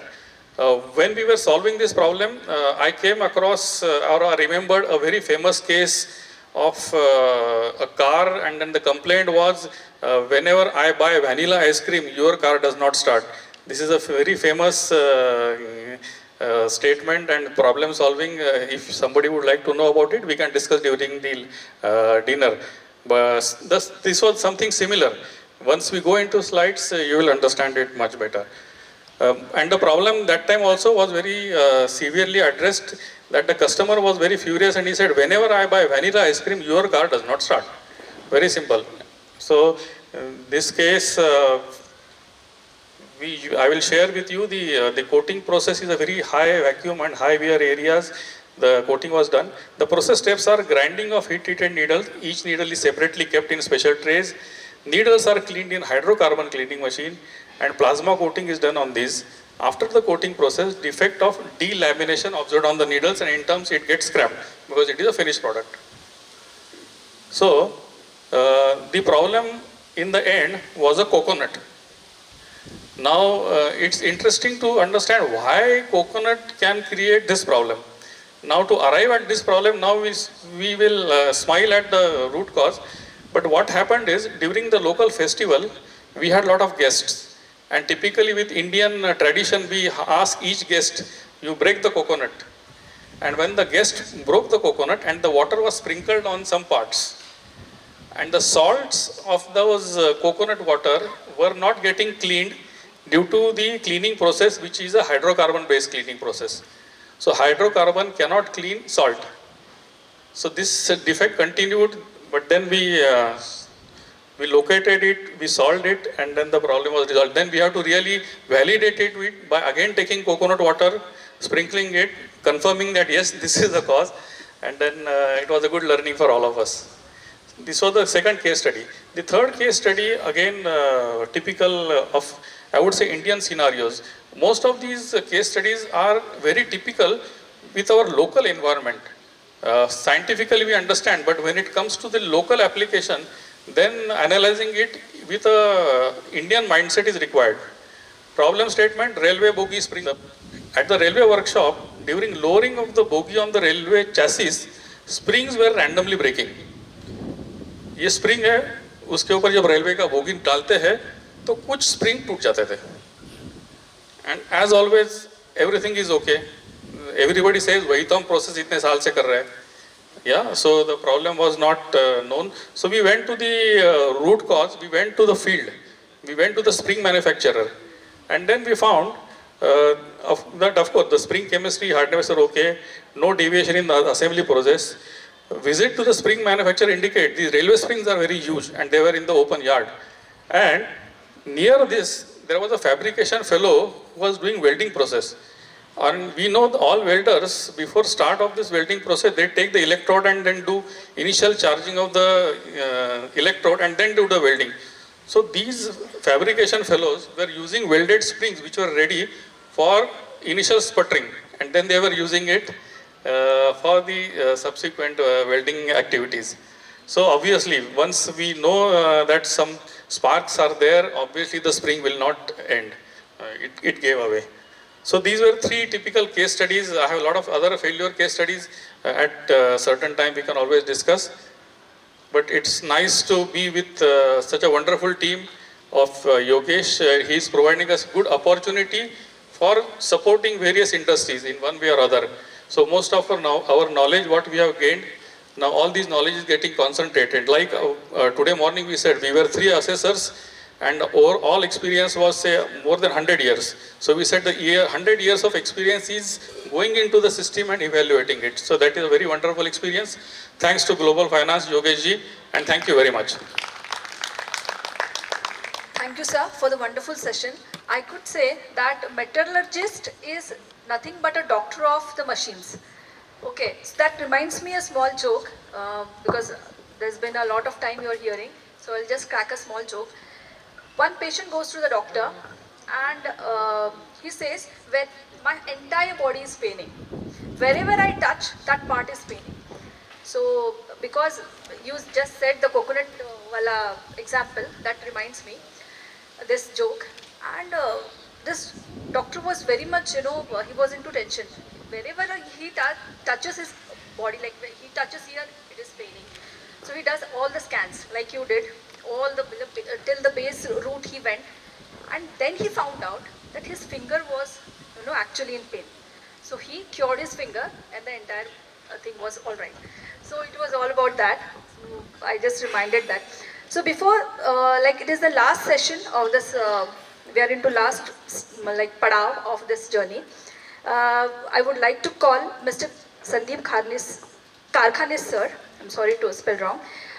Before he comes, there is a Steve Jobs saying that if you define the problem correctly, you almost have the solution. So he is going to talk about operational excellence and approach for business growth. Now he is executive director at AMD Skill Enhancement Institute and business excellence expert. So I would like to hand over this entire session now.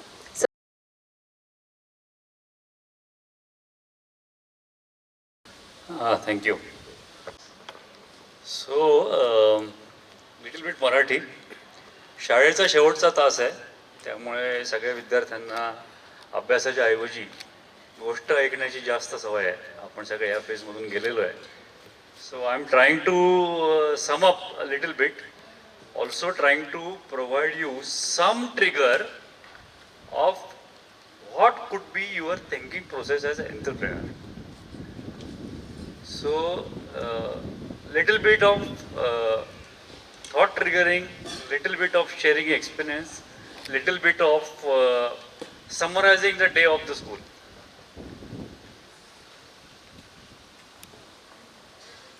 So we, since beginning of this session, everyone is saying business excellence, operational excellence, excellence in ESG, ये करो, वो करो, अरे क्या करना है, क्या करना है. So let us look at some,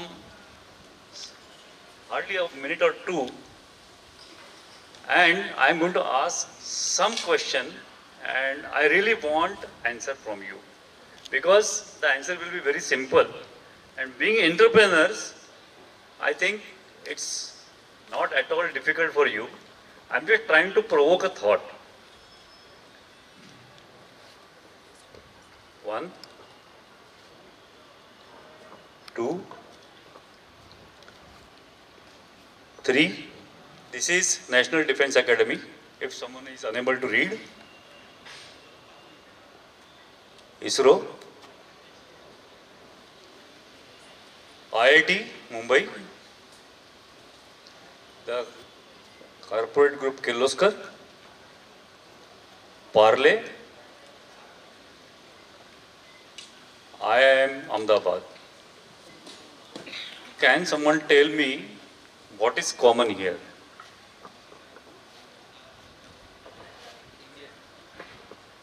Very good. I think we should clap for him. All are Indian companies. Anything else?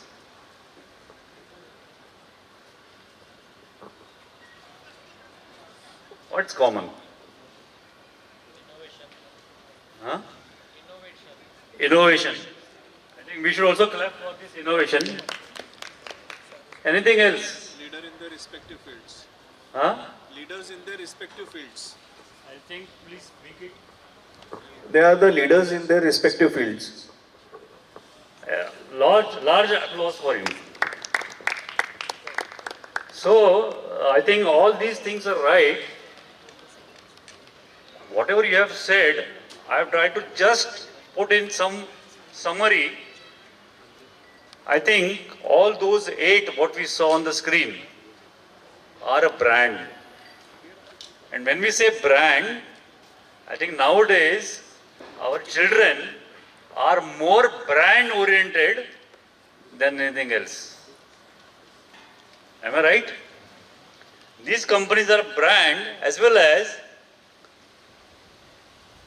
these companies have created trust with all their stakeholders, not just customers, all stakeholders. Whether it is vendor, whether it is customer, whether it is society, whether it is statutory authorities, government, whatever. And based on values. I hope you all agree with this. Huh?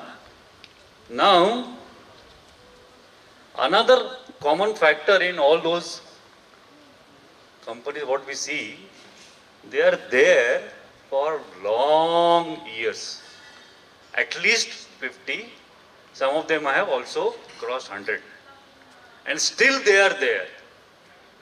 Still they are doing well, and still they have sustained top line, bottom line, stakeholder satisfaction, employee satisfaction, process improvement, everything. Hope you agree with this. Why and how?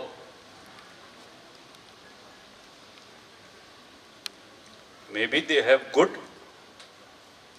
customer relations. I think someone also said innovation. Someone said business processes, people practices, more importantly, leadership. Ethics. So, values also promote the ethical approach, and they are actually See, doing business for 1 year, 2 years, 5 years, 10 years could be rather easier or simpler than sustaining it for, I will not say ages, but for generations to come. I think you all would have thought of setting up an business. You are all entrepreneurs, not less than 100 years. And to go for such 100 years, you need to master change management.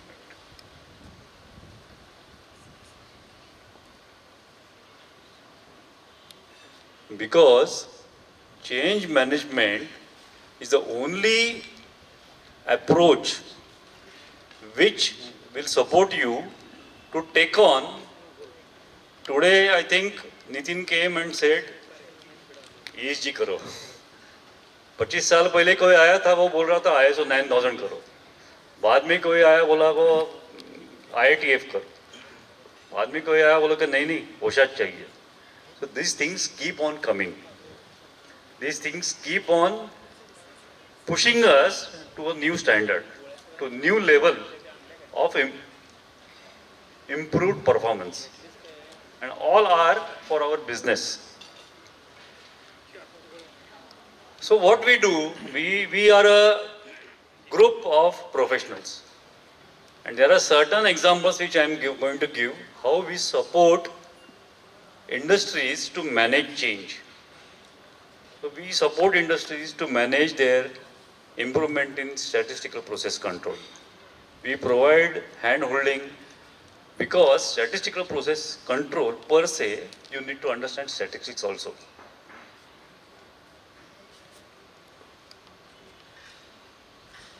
There is a leading company, I think you also said, one of your major customer, they have a very good idea. They have very rich, experienced blue-collar operators, age 54 plus, and an observation that now at this age, they may not be that much efficient, productive, etc., etc., etc., but how to leverage their knowledge, talent, and experience. So the company identified more than 300 people from all the locations in India to make them trainer. And we supported this company to make those experienced operators become a trainer to provide training to their fellow associates.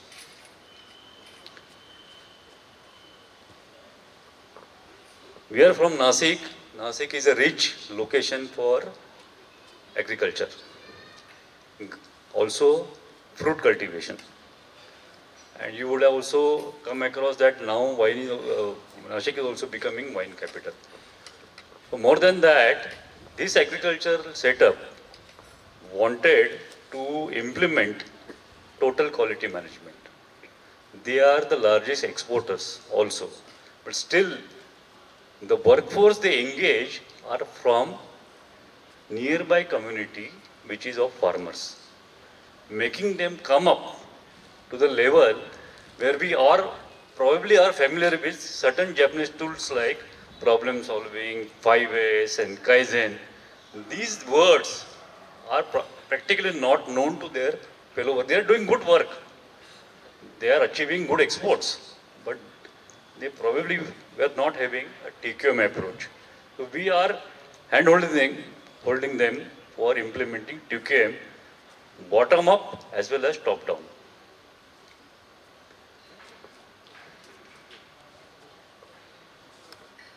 We are, I said, group of professionals, and we are certified business excellence assessors based on various business excellence models like European Foundation for Quality Management, Malcolm Baldrige. Yogesh has developed his own business excellence model, which is really pushing for MSMEs. So these business excellence models, we support organizations for assessment, because assessment will provide what can be further improved.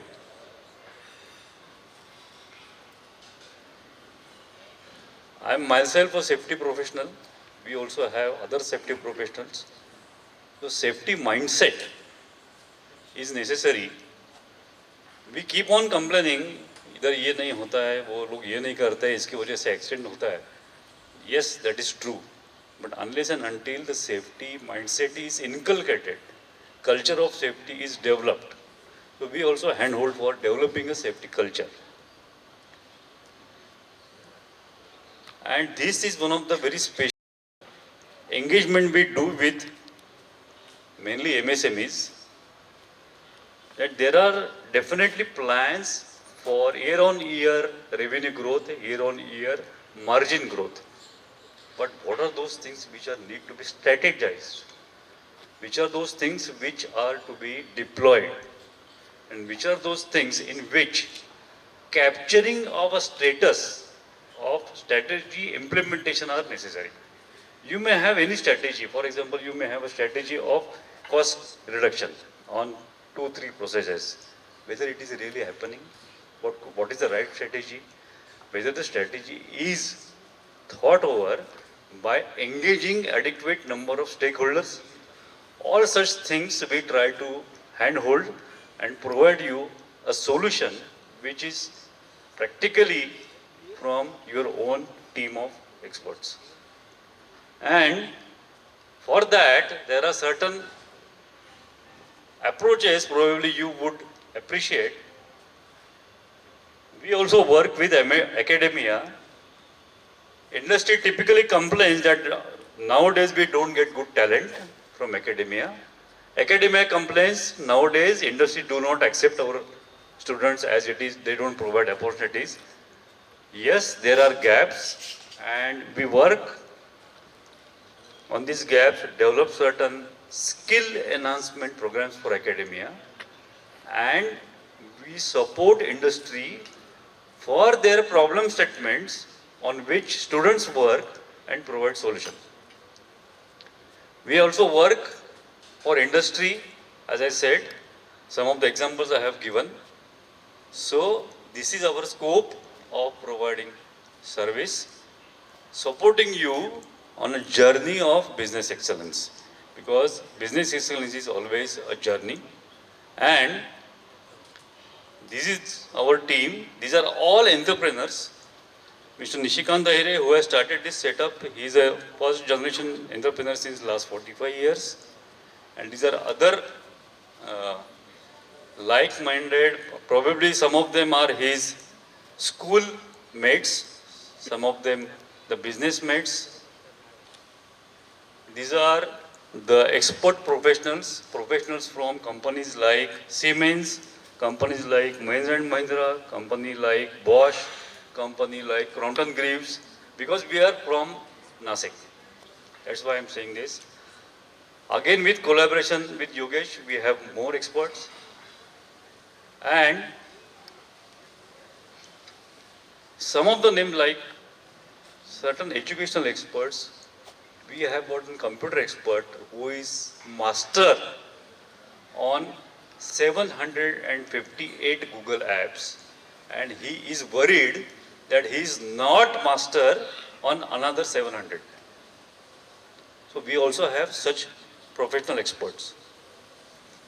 Now, coming to the journey, whenever a new business setup is set, a lot of time goes initially in just formation and getting settled down. Then it comes to existence, keeping the things, trying to make break even, trying to see that whatever is planned is achieved. After that, the question comes of sustenance. And then all the stakeholders start demanding that now the business is set, I want this, I want this. Vendors will ask for price, customer will ask for discount, employees will ask for salary, society will ask for some charity. All those things will happen. All those stakeholders, you need to sustain your business, and unless you embark on the journey of excellence, I think all these stakeholders cannot be satisfied, because excellence is an approach of balanced thing. You can surely keep on satisfying your customer, keep on satisfying your investor, but you have to sometime also think of satisfying other stakeholders. I think here I stop. Personally thanking Yogesh for providing the opportunity. Thanking Kolhapur for giving such opportunity, because incidentally I did my engineering from Kolhapur. So I never thought that I will be coming here to tell you something on business excellence rather than engineering. So thank you Kolhapur, thank you Yogesh and team, and thank you all. Maybe now it's time to, maybe back to you for the announcement. Thank you so much, sir. Though it was last session, but of course it was very knowledgeable session. Well, now we are end with the seminar and everything. I would like to now announce that we are going to have some sort of a panel question answers round. So I would like to request. Now I am into investment now right now. I would like to request all the expertise which we have here. You can have the seat so that we can have a question answers round. All the experts on one stage. Let's start the question answers round. It's an forum. Whoever have कोणालाही काही शंका असतील किंवा काही जाणून घ्यायचं असेल तर इट्स अ फ्री फोरम. तुम्ही रेज करू शकता क्वेश्चन आणि जे काही तुम्हाला शंका असतील ते त्या एक्सपर्ट्स तुम्हाला नक्कीच मदत करतील.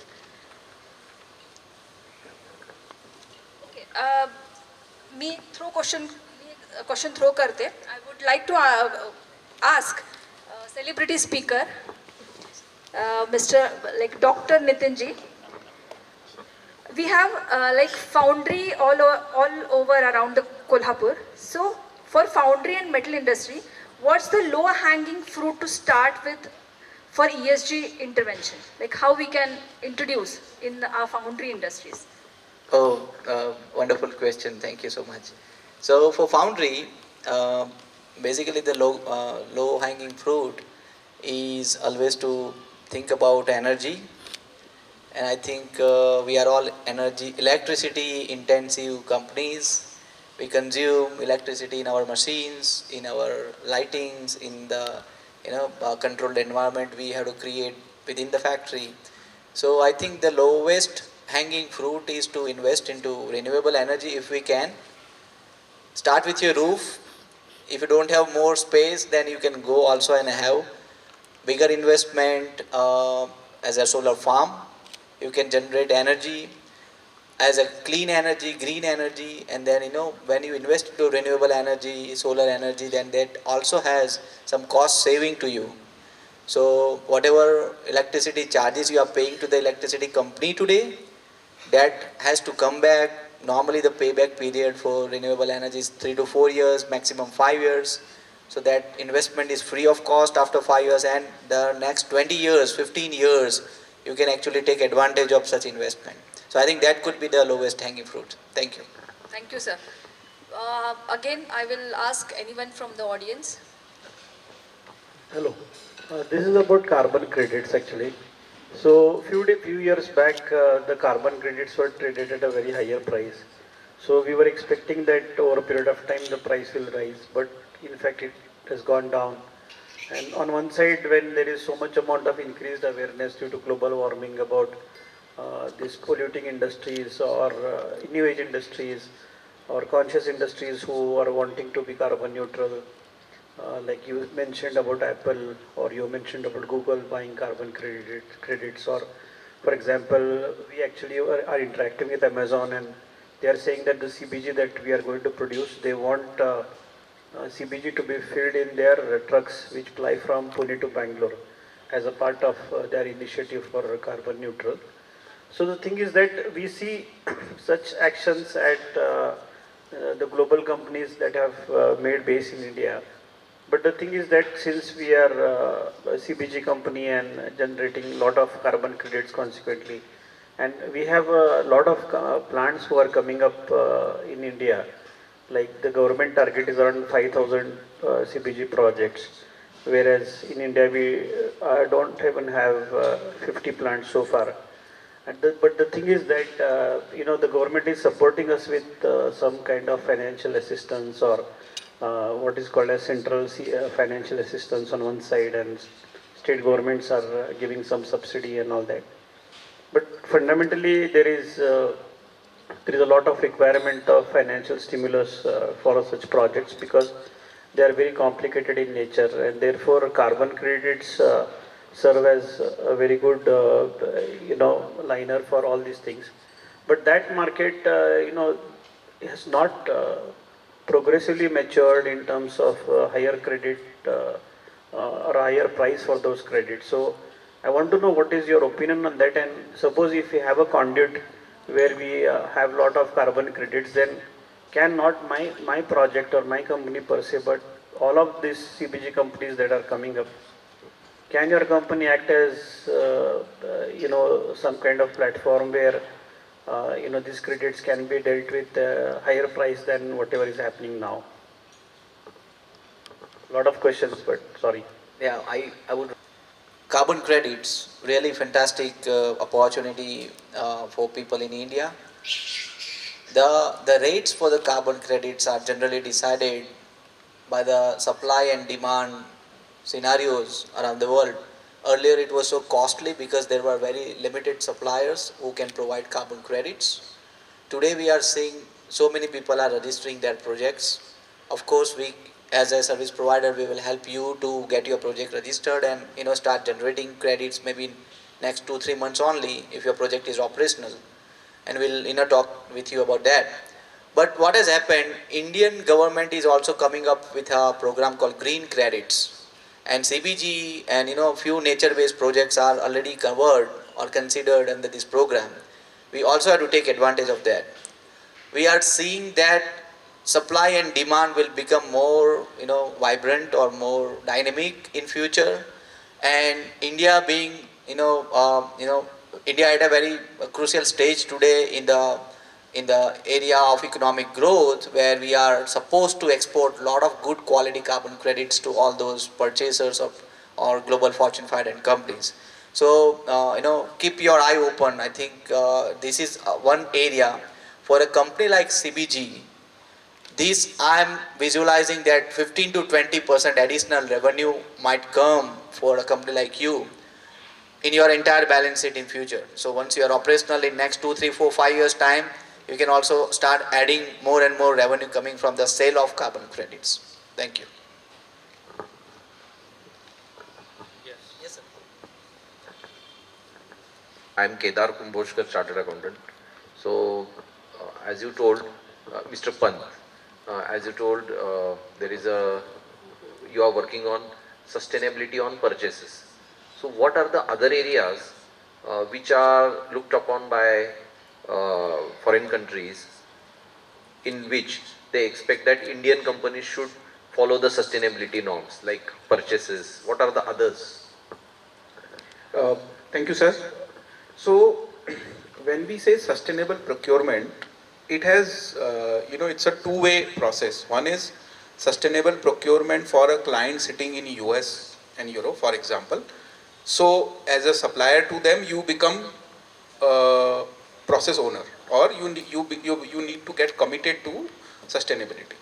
Second is your own procurement processes. That is one specific area, sustainable procurement.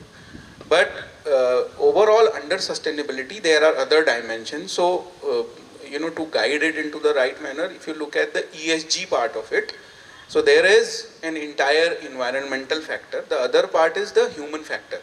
So some of the advanced, or not advanced is not the correct word, I would call globally accepted frameworks.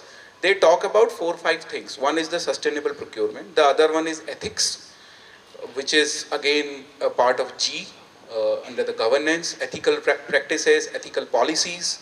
Then there is human and labor, which is basically how you treat your employees, how you are doing the skill upliftment. We spoke about diversity, inclusion, all that. And then environmental aspects, which is essentially about your own greenhouse gas emission measurement, your efficiency, energy efficiency initiatives, your initiatives along water treatment, zero discharge. Some of those things are other specific areas. In a nutshell, other specific areas are human resource, environment, labor, and ethics. These are the areas where sustainability is basically working. So thank you very much. You're welcome. Just add one point, since you are asking that what other countries are expecting from Indian companies wanting to exports, right? There is one regulation by European Union called CBAM, that is Carbon Border Adjustment Mechanism. Now they are expecting all the companies who are exporting to European Union countries, if the embedded carbon emission inside your product is above certain limits, then you may have to pay tax when you export your goods to those European countries.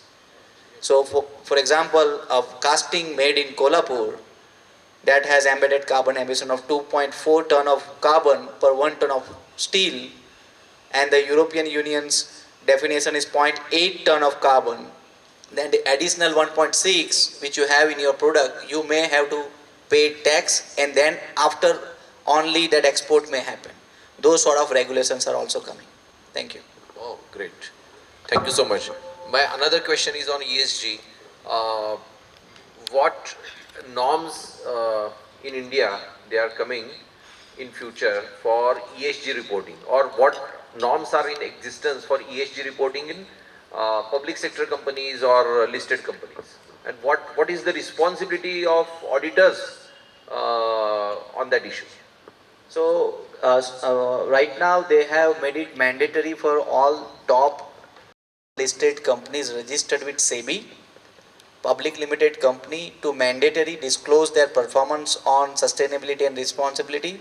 The reporting disclosure is called Business Responsibility and Sustainability Reporting. Now they started with 250 companies, went to 500, now it is 1000 listed.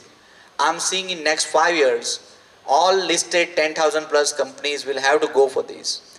Then after it may come to private limited companies also, and I'm seeing on the horizon of 10 years that will come to MSME companies also. That is what is the landscape right now in India. So we all know government is doing all the things required to bring the economic development to our country, and this is going to be very crucial element, because this is really going to be the base, the foundation for the growth of our nation. Great, thank you very much.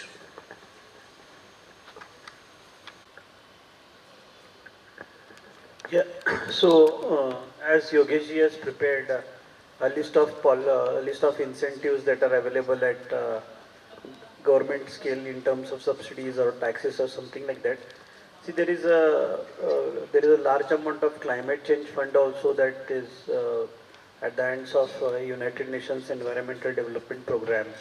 So the thing is that we being in India, and we know a lot of technologies that actually qualify for such kind of funding.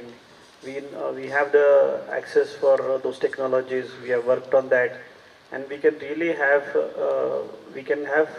projects that set up that can qualify for that. But we don't have access in terms of any contacts with those kinds of funds or people who manage those funds, or any kind of interaction with them. So the thing is that I know when you talk of ESG, you talk about the companies that need to assign themselves to certain kind of protocol.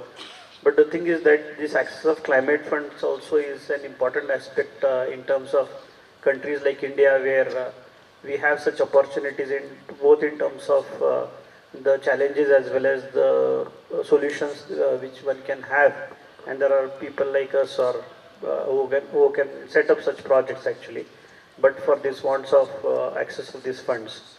So is there any kind of a strategy that you have developed along the access to the climate change funds? So there are already funds available, and there are investors, VCs, who are very much focused on impact investing. They want to invest into the sunrise industries like, solar, climate change, or carbon capture and storage, and CBG, and many more. Our partners in US who are coming from the background of Wall Street, they are all highly, network people, and they have fund like 750 million. I'm also working for companies in South Korea, in Japan, in somewhere in Europe, to identify these kind of impact companies who are bringing these climate change related revolution with their technology or with their investment. So yes, fund is available. We will talk about this later, and then I will also expose you to those funds which are available in US and those developed countries. People are really, really focusing on India. They are very much lucrative. They are very much hopeful and optimistic about investing in India. So many opportunities are, and we all together can encash that. I will just give a small example of such a project just for the sake of understanding. So there is a scientist in South Korea who has invented one, product which is like an amplifier. So from the same solar panel, with their product as an add-on connected, amplifier to that solar panel, the same solar panel can generate 5 times more electricity. That is his own invention, and he has patented that also. Now this South Korean company is looking for 100 million fund. I'm connecting these South Korean scientists to my US fund, and they are going to deploy 100 million fund to this company, and they want to have 35 different manufacturing plants to manufacture this amplifier, and they want to supply it to global market. That is how we are playing our role. I was telling you that I'll give an example of what is a possibility actually. Like for example, like in Karnataka and Maharashtra, in border areas, there is a lot of saline soils. Actually, saline soils are a globally very big challenge actually. So therefore, let's say in 4 districts of Karnataka, there is 65,000 acres of saline soil, and there is people don't grow even 1 rupee of product on that soil, and that soil is as good as it's of no use to farmer. So the thing is that there is a certain amount of napier grass variety which can grow on that soil, which is developed for saline soil conditions actually. So we grow napier grass on that, and then we utilize that napier grass for our project of CBG. So basically there are 2 solutions that are happening out of this. One is that you are generating green energy out of that. You are generating organic fertilizer in our project, and the thing is that the raw material for that is coming out from a soil which is presently not good for anything. So the farmer is getting money. That soil over a period of time undergoes reclamation, because the soils are continuously absorbed for 6-7 years. So there is a redemption that happens in the soil itself. So these kinds of projects where the farmer is benefited, the soil is, the land is put to use, the green energy is generated, fossil fuel is replaced. Such kinds of large projects can be set up. Like when I talk of 65,000 acres in one state of Karnataka, we have done an entire analysis of total saline soils in India, and it's like multi-billion-dollar, kind of potential. But for the want of funds, there is a gap among that. So such kinds of things are possible. We have access to growing such napier in such soils, and gas generations from such soils. So such things are possible in this country. Yeah, together let's explore those opportunities. Okay. Any more questions on like any topic which we discussed? Hello. I would like to ask Srikant sir. See, metallurgist is not like much talked about, because it is not a fancy, like I have never come across such, like it's a career option also. So can we can we see it as a better career option in the stream of metallurgy, and what is the salary package they get initially? Earlier, metallurgy in India was focused more towards steel manufacturing, and to some extent aluminium. But nowadays, if you understand the way global scenario is existing, there is a lot of requirement for microalloyed steels.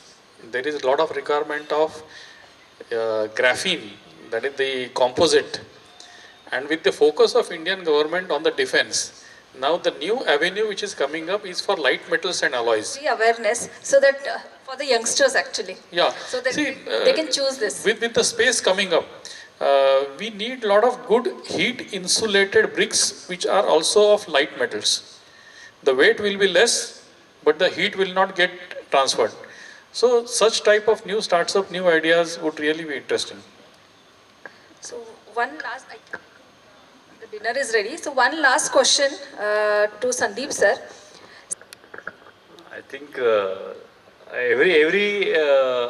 means even this question I had faced myself, that if my company or my practices are ISO 9000 or let us say IITF process management, then why I should think of excellence? Because this itself is such a good approach.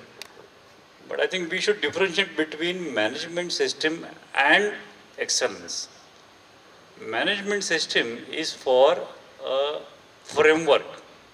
That's why we have so many management systems for various results. We have a quality management system. We have a automotive supplier or automotive manufacturing management system, that is IITF. We have health and safety management system. We have food safety management system. We have information security management system. We have energy efficiency management system. So these are focused on small operational excellences. Further, all these management systems are basically processes which plan, do, check, act approach, where management is at center. Now, with business excellence models getting adopted by various companies, ISO as a global approach or global system, they have replaced the management responsibility aspect in all these ISO management systems to leadership. And now I think I should recall what he said. Leadership is very, very important. And excellence is driven by leaders. Because leader is something which is distinct than managing. And I think this makes a company be on the journey of excellence. If there is a leadership drive, whatever we take ESG, we take quality, we take society, we take whatever. If there is a leadership drive, if there is a leadership commitment, and if there is a leadership deployment, main job of a leader, I think everyone will agree with me, you are all entrepreneurs. Leader's job is to create leaders. That is excellence. Great, sir. Okay.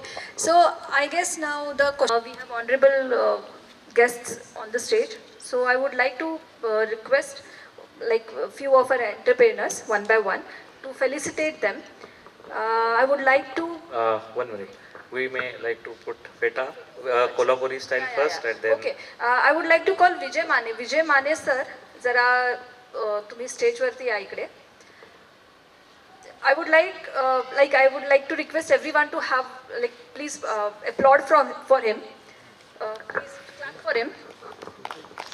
Why I'll tell you, because he has in America 2 times he has done on the Times Square. He has tied feta to all the Indians and the foreigners over there. So he has a great record.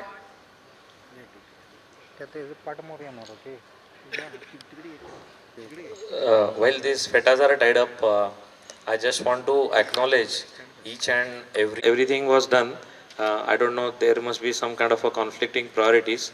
That's why I could see that a lot of the chairs are empty, but those of you stick to these chairs, you listen to us, you are really our business partners, and I value your presence today a lot. While there is a recording which will be released on the social media of this entire event, our objective is to lift Kolhapur to the next level. So if you see all the case studies, the kind of the clientele which we have, our intention even for today's event that intention is very very clear and pious. म्हणजे शुद्ध भावनेने आम्ही हे केलंय. May be ह्याचे फळं आम्हाला पुढं मिळणार आहेत आणि ह्याची फळं इंडस्ट्रीला मिळवू देत. आज आमच्या अंगावरती जर शहारे येत असतील तर ते शहारे कशामुळे येतात, तर आम्ही एक छोट्या उद्योगाला किंवा MSMEला एक मिनटं तुम्ही बांधल्यानंतर फक्त त्यांच्या शेजारी राहून प्रत्येकाबरोबर एक एक फोटो काढावं नंतर. तर शहारे जर आमच्याबरोबर येत असतील तर ते शहारे आम्ही MSMEच्या उद्योगाला काहीतरी करतोय, त्यांना मोठं करतोय आणि त्यांच्या वाटचालीमध्ये आमचा एक खारीचा वाटा आहे, याचा आम्हाला प्रचंड आनंद आणि अभिमान होतोय. तर हा मेसेज प्लीज तुमचे जेवढे जेवढे कलिग्स आहेत त्या सगळ्यांपर्यंत पोचू दे. आम्ही हे एक एफर्ट होता कोल्हापूरला मॅच्युअर्ड लेवलला घेऊन जाण्याचा आणि खूप भाग्यवान आहे की डॉक्टर नितीन सारखे किंवा प्रभातजींसारखे लोक आले इथून, ऑल द वे दिल्लीवरून आलेत. आणि सर तर ॲक्च्युली कायम US मध्ये असतात, युरोपमध्ये, आणि त्यांनी वेळ काढून इंडियामध्ये कोल्हापूरमध्ये आलेत. आणि सिमिलरली आमचे बिझनेस पार्टनर ज्यांचा रिच एक्सपिरियन्स आहे, श्रीकांत सर तुम्ही बघितलं म्हणजे 40 वर्ष मेटलर्जी आणि त्याच्याशी रिलेटेड गोष्टी. सेम थिंग कारखानी सर, म्हणजे खूप काहीतरी भाग्य आहे आणि या सगळ्यांना आपण कनेक्ट झालो आहे. उद्दिष्ट एकच आहे याच्यामध्ये, उद्दिष्ट आहे की छोट्या उद्योगाला मोठं करणं आणि GFP ही त्याच्यासाठीच जन्मली असं मला वाटतंय. अगेन GFP ही काही माझी ऑर्गनायझेशन नाही आहे. ह्या ऑर्गनायझेशनला जर कोणी मोठं करतं आहे किंवा आज जर मला काही पॉवर मिळत असेल तर ही पॉवर नॉलेज बेस पार्टनरशिप जी आहे ती ह्या पूर्ण GFPला पॉवर देते आहे. आणि तुम्ही ह्या जर्नीमध्ये सगळेजण सहभागी आहात. खूपच म्हणजे ऋणी आहे मी तुमचा सर्वांचा. माझ्यावरती असंच तुम्ही प्रेम दाखवा. मला खूप मोठी आशा आहे की हा एक प्रयत्न होता, आम्ही खूप प्रयत्न केले, मे बी आम्ही अजून प्रयत्न करायला हवे होते. हा पूर्ण ऑडियन्स सगळा भरायला हवा होता actually. We expected at least 100 people will come. 200 ते 250 जणांना इन्व्हिटेशन दिलेत, 40 जणांना आम्ही दोघांनी पर्सनली इन्व्हिटेशन दिलेत. तर आम्ही याच्यावरती स्वतः परत रिफ्लेक्ट करू की मे बी हे मॅच्युअर्ड स्टेज आहे कोल्हापूरसाठी, तर आम्ही त्यांना ती नेसेसिटी स्टेजमध्ये कन्वर्ट करू. आणि हे आम्ही आत्ता 4 वर्षात केलेलं आहे. म्हणजे 4 वर्षापूर्वी ज्या वेळेला कोल्हापूरमध्ये business excellence, finance excellence, dashboard हे काही माहीत नव्हतं, त्यावेळेला मी खूप या ठिकाणी ऋणी आहे की केदार कुंभोजकर चार्टर्ड अकाउंटंट आहेत, त्यांनी मला लिफ्ट दिली की त्यांनी त्यांच्या क्लायंटला सांगितलं की ह्या गोष्टी खूप गरजेच्या आहेत. त्यामुळं जी फायरफ्लायची केस स्टडी या ठिकाणी मी तुम्हाला दाखवली ते ॲक्च्युली केदारचे क्लायंट आहेत आणि त्याच्यातून ही जर्नी चालू झाली. आणि आज GFPनं 40 बिझनेसेसला इम्पॅक्ट केलेला आहे गेल्या 3.5 वर्षात. आणि आम्ही जे काय बोलतोय, मी नाही बोलत आहे, माझे क्लायंट बोलत आहेत सगळं. आणि संतोष पण इथं आहे माझा क्लायंट, राकेशजी पण आहेत आणि पाठीमागं बाहेर जो काही बोर्ड आहे. तर ह्या सगळ्यांनी जो काही प्रतिसाद दिला, तर ह्या इंडस्ट्रीला आम्हाला खरंच एका मोठ्या लेवलला घेऊन जायचं आहे. तुम्ही आमच्याशी असेच भक्कम तुम्ही आमच्या पाठीमागं राहा, असे खूप प्रयत्न आम्ही करू. आणि the only way you can grow is by putting systems, by putting processes, giving digital edge to your businesses, taking your businesses through a strategic staircase and a strategic roadmap. तर ही जी काही गॅप आहे त्याच्यासाठी GFPचा जन्म झालेला आहे. मी कोल्हापूरचा आहे, तर अशीच तुम्ही कृपा ठेवा आमच्यावरती सगळ्यांनी आणि आपण खूप मोठा इम्पॅक्ट करायची आम्हाला इच्छा आहे. आणि तुम्ही संधी द्या, तर तुमचे जेवढे जेवढे असोसिएट्स आहेत, कंपनीज आहेत, त्यांना प्लीज तुम्ही याच्याबद्दल सांगा. सो अजून any other speaker wants to speak something, they can talk by the time the फेटा इज फिनिश्ड. कोणाला बोलायचं असेल तर you can talk.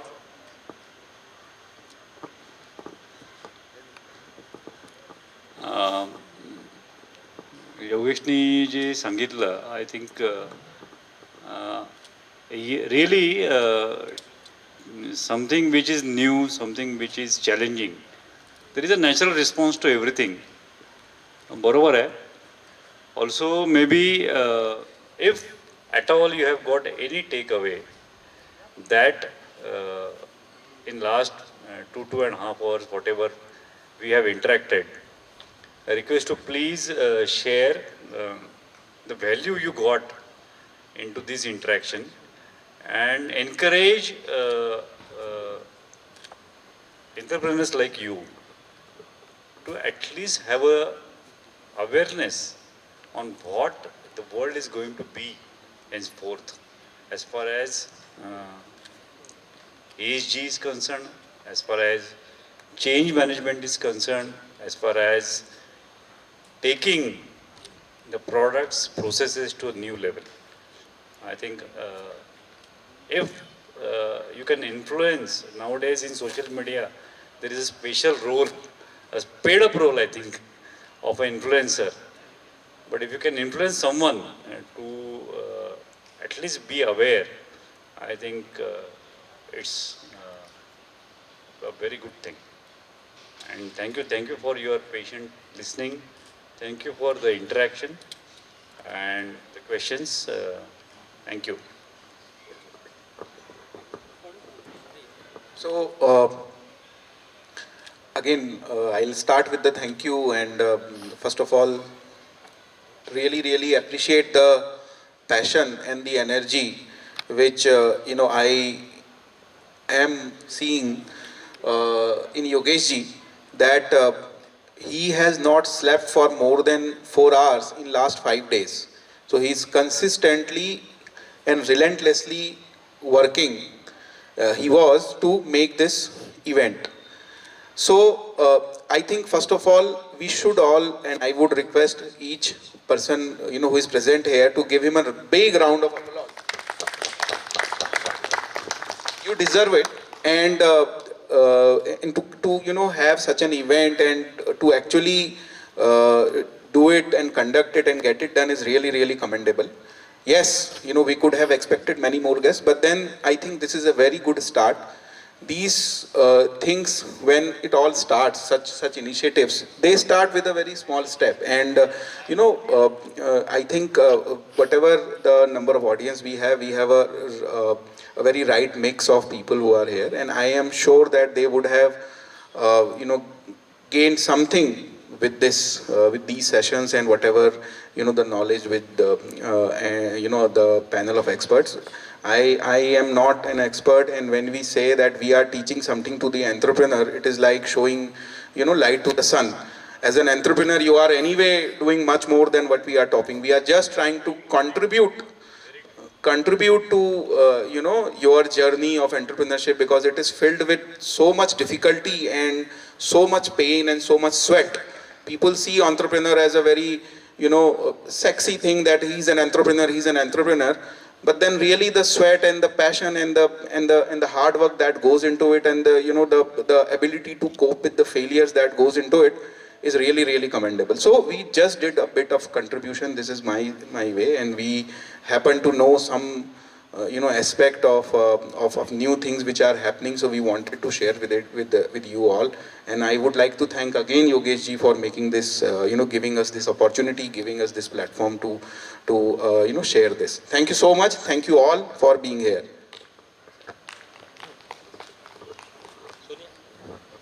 Thanks everybody. See, one of my purposes is I am now retired from Bosch, and I have also realized and understood that government has spent a lot of money on my education and my well-being. So now it is my time to return back to society. So return back to society in some way or other where I am capable of. So such type of avenues which find or channelize our expertise, which will be ultimately beneficial to society, is always a pleasure experience for us. So for me personally, making use of my expertise for some way or other for the benefit of entrepreneurs like you is satisfying. So thanks once again. Thanks Yogesh ji. I just have 2 words. Thank you, and let's start the cocktail and the dinner now. Okay? Thank you.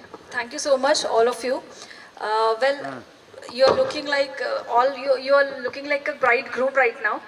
That is the way of expressing the gratitude by Kolhapur. So Jai Maharashtra for that.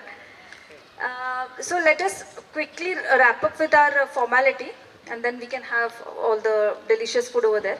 I would like to call upon stage Mr. Santos Shapur sir from Axis to felicitate Prabhat Pant sir. Santos Shapur.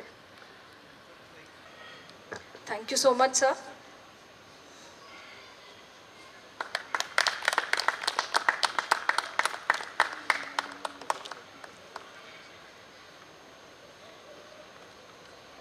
I would like to now request Mr. Anjan Kabra from Dhanalakshmi Textile.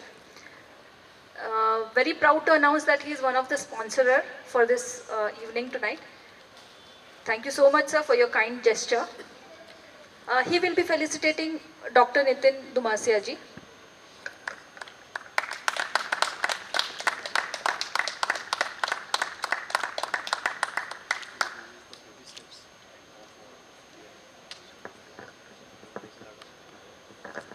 Thank you so much, sir.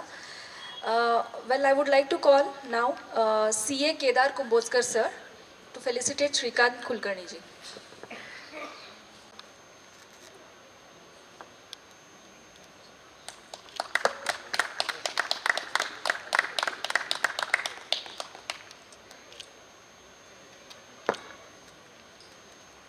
Thank you, sir. Now, I would like to call Ashwini madam, Ashwini Jagtap madam, to facilitate Sandeep Karkhane sir.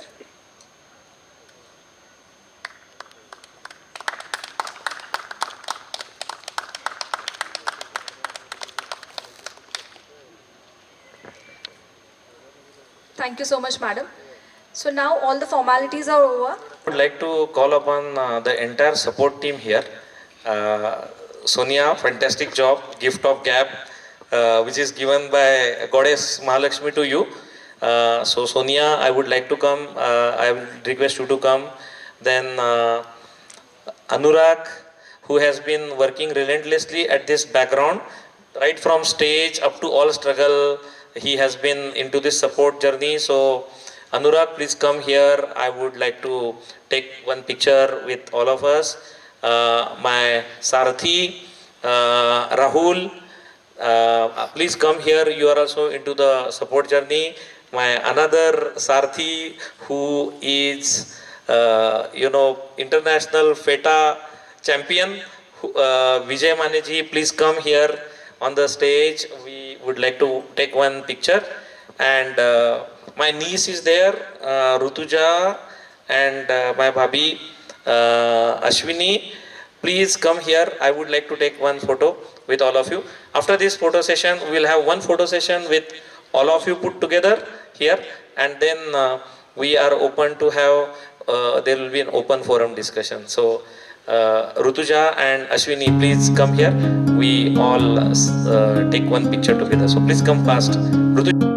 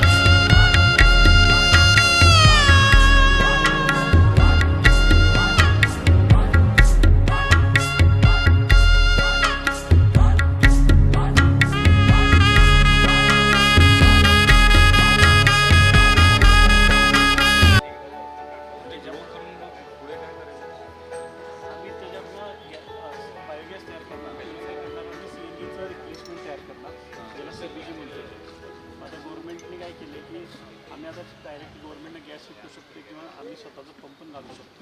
म्हणजे energy security इंडियाची develop करायला म्हणजे थोडक्यात होय थोडक्यात म्हणजे it will lead to generation biogas. कारण CNG is nothing but same methane. Biogas is also methane. तर फक्त बायोगॅस आम्ही प्युरिफिकेशन करतो म्हणजे CO2 काढतोय. आता जे सगळे पंप्स आहेत ना सगळे जे ऑइल पंप्स आहेत ते सगळे गॅस पंपला कन्वर्ट झालं म्हणजे ग्लोबल एनर्जी ट्रान्झिशनमध्ये काय झालं ऑइल इकॉनॉमीवरनं गॅस इकॉनॉमीला शिफ्ट व्हायला लागली. कारण गॅस क्लीनर फ्युअल आहे, चिपर फ्युअल आहे. एक्सपिरियन्स काढणं पण चालेल. कारण आपल्याकडे सगळे एस्टॅब्लिश प्रोसिजर आहेत. हे नाव खूप चांगलं गॅस प्रोडक्शन पंप पण काढू शकतो. होय होय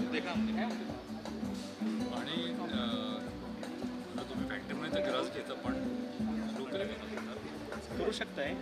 तर काय प्रॉब्लेम नाही कारण त्याला थोडं इकॉनॉमीज ऑफ स्केल आहे. एकदम छोट्या प्रमाणात ते सगळे इक्विपमेंट वगैरे सगळं तेवढं होत नाही. म्हणजे त्याला एक क्षेत्र एक पर्टिक्युलर साईजचा प्लॅन लागते. बायोगॅस प्लांटची minimum investment 3 crore permission for putting it in to grade.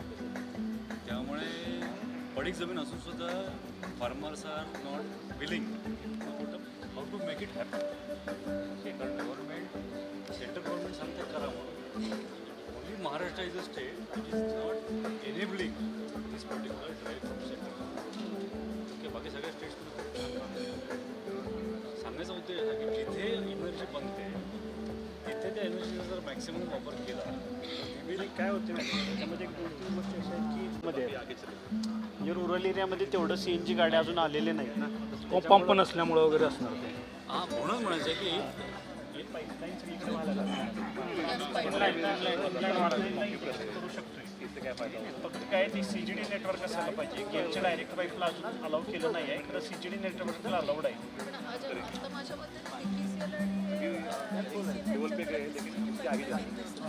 आपण आम्ही आता कारण आमचा तर कॉन्ट्रॅक्ट बरोबर झाले पंप जे आहे ना तिथं आम्ही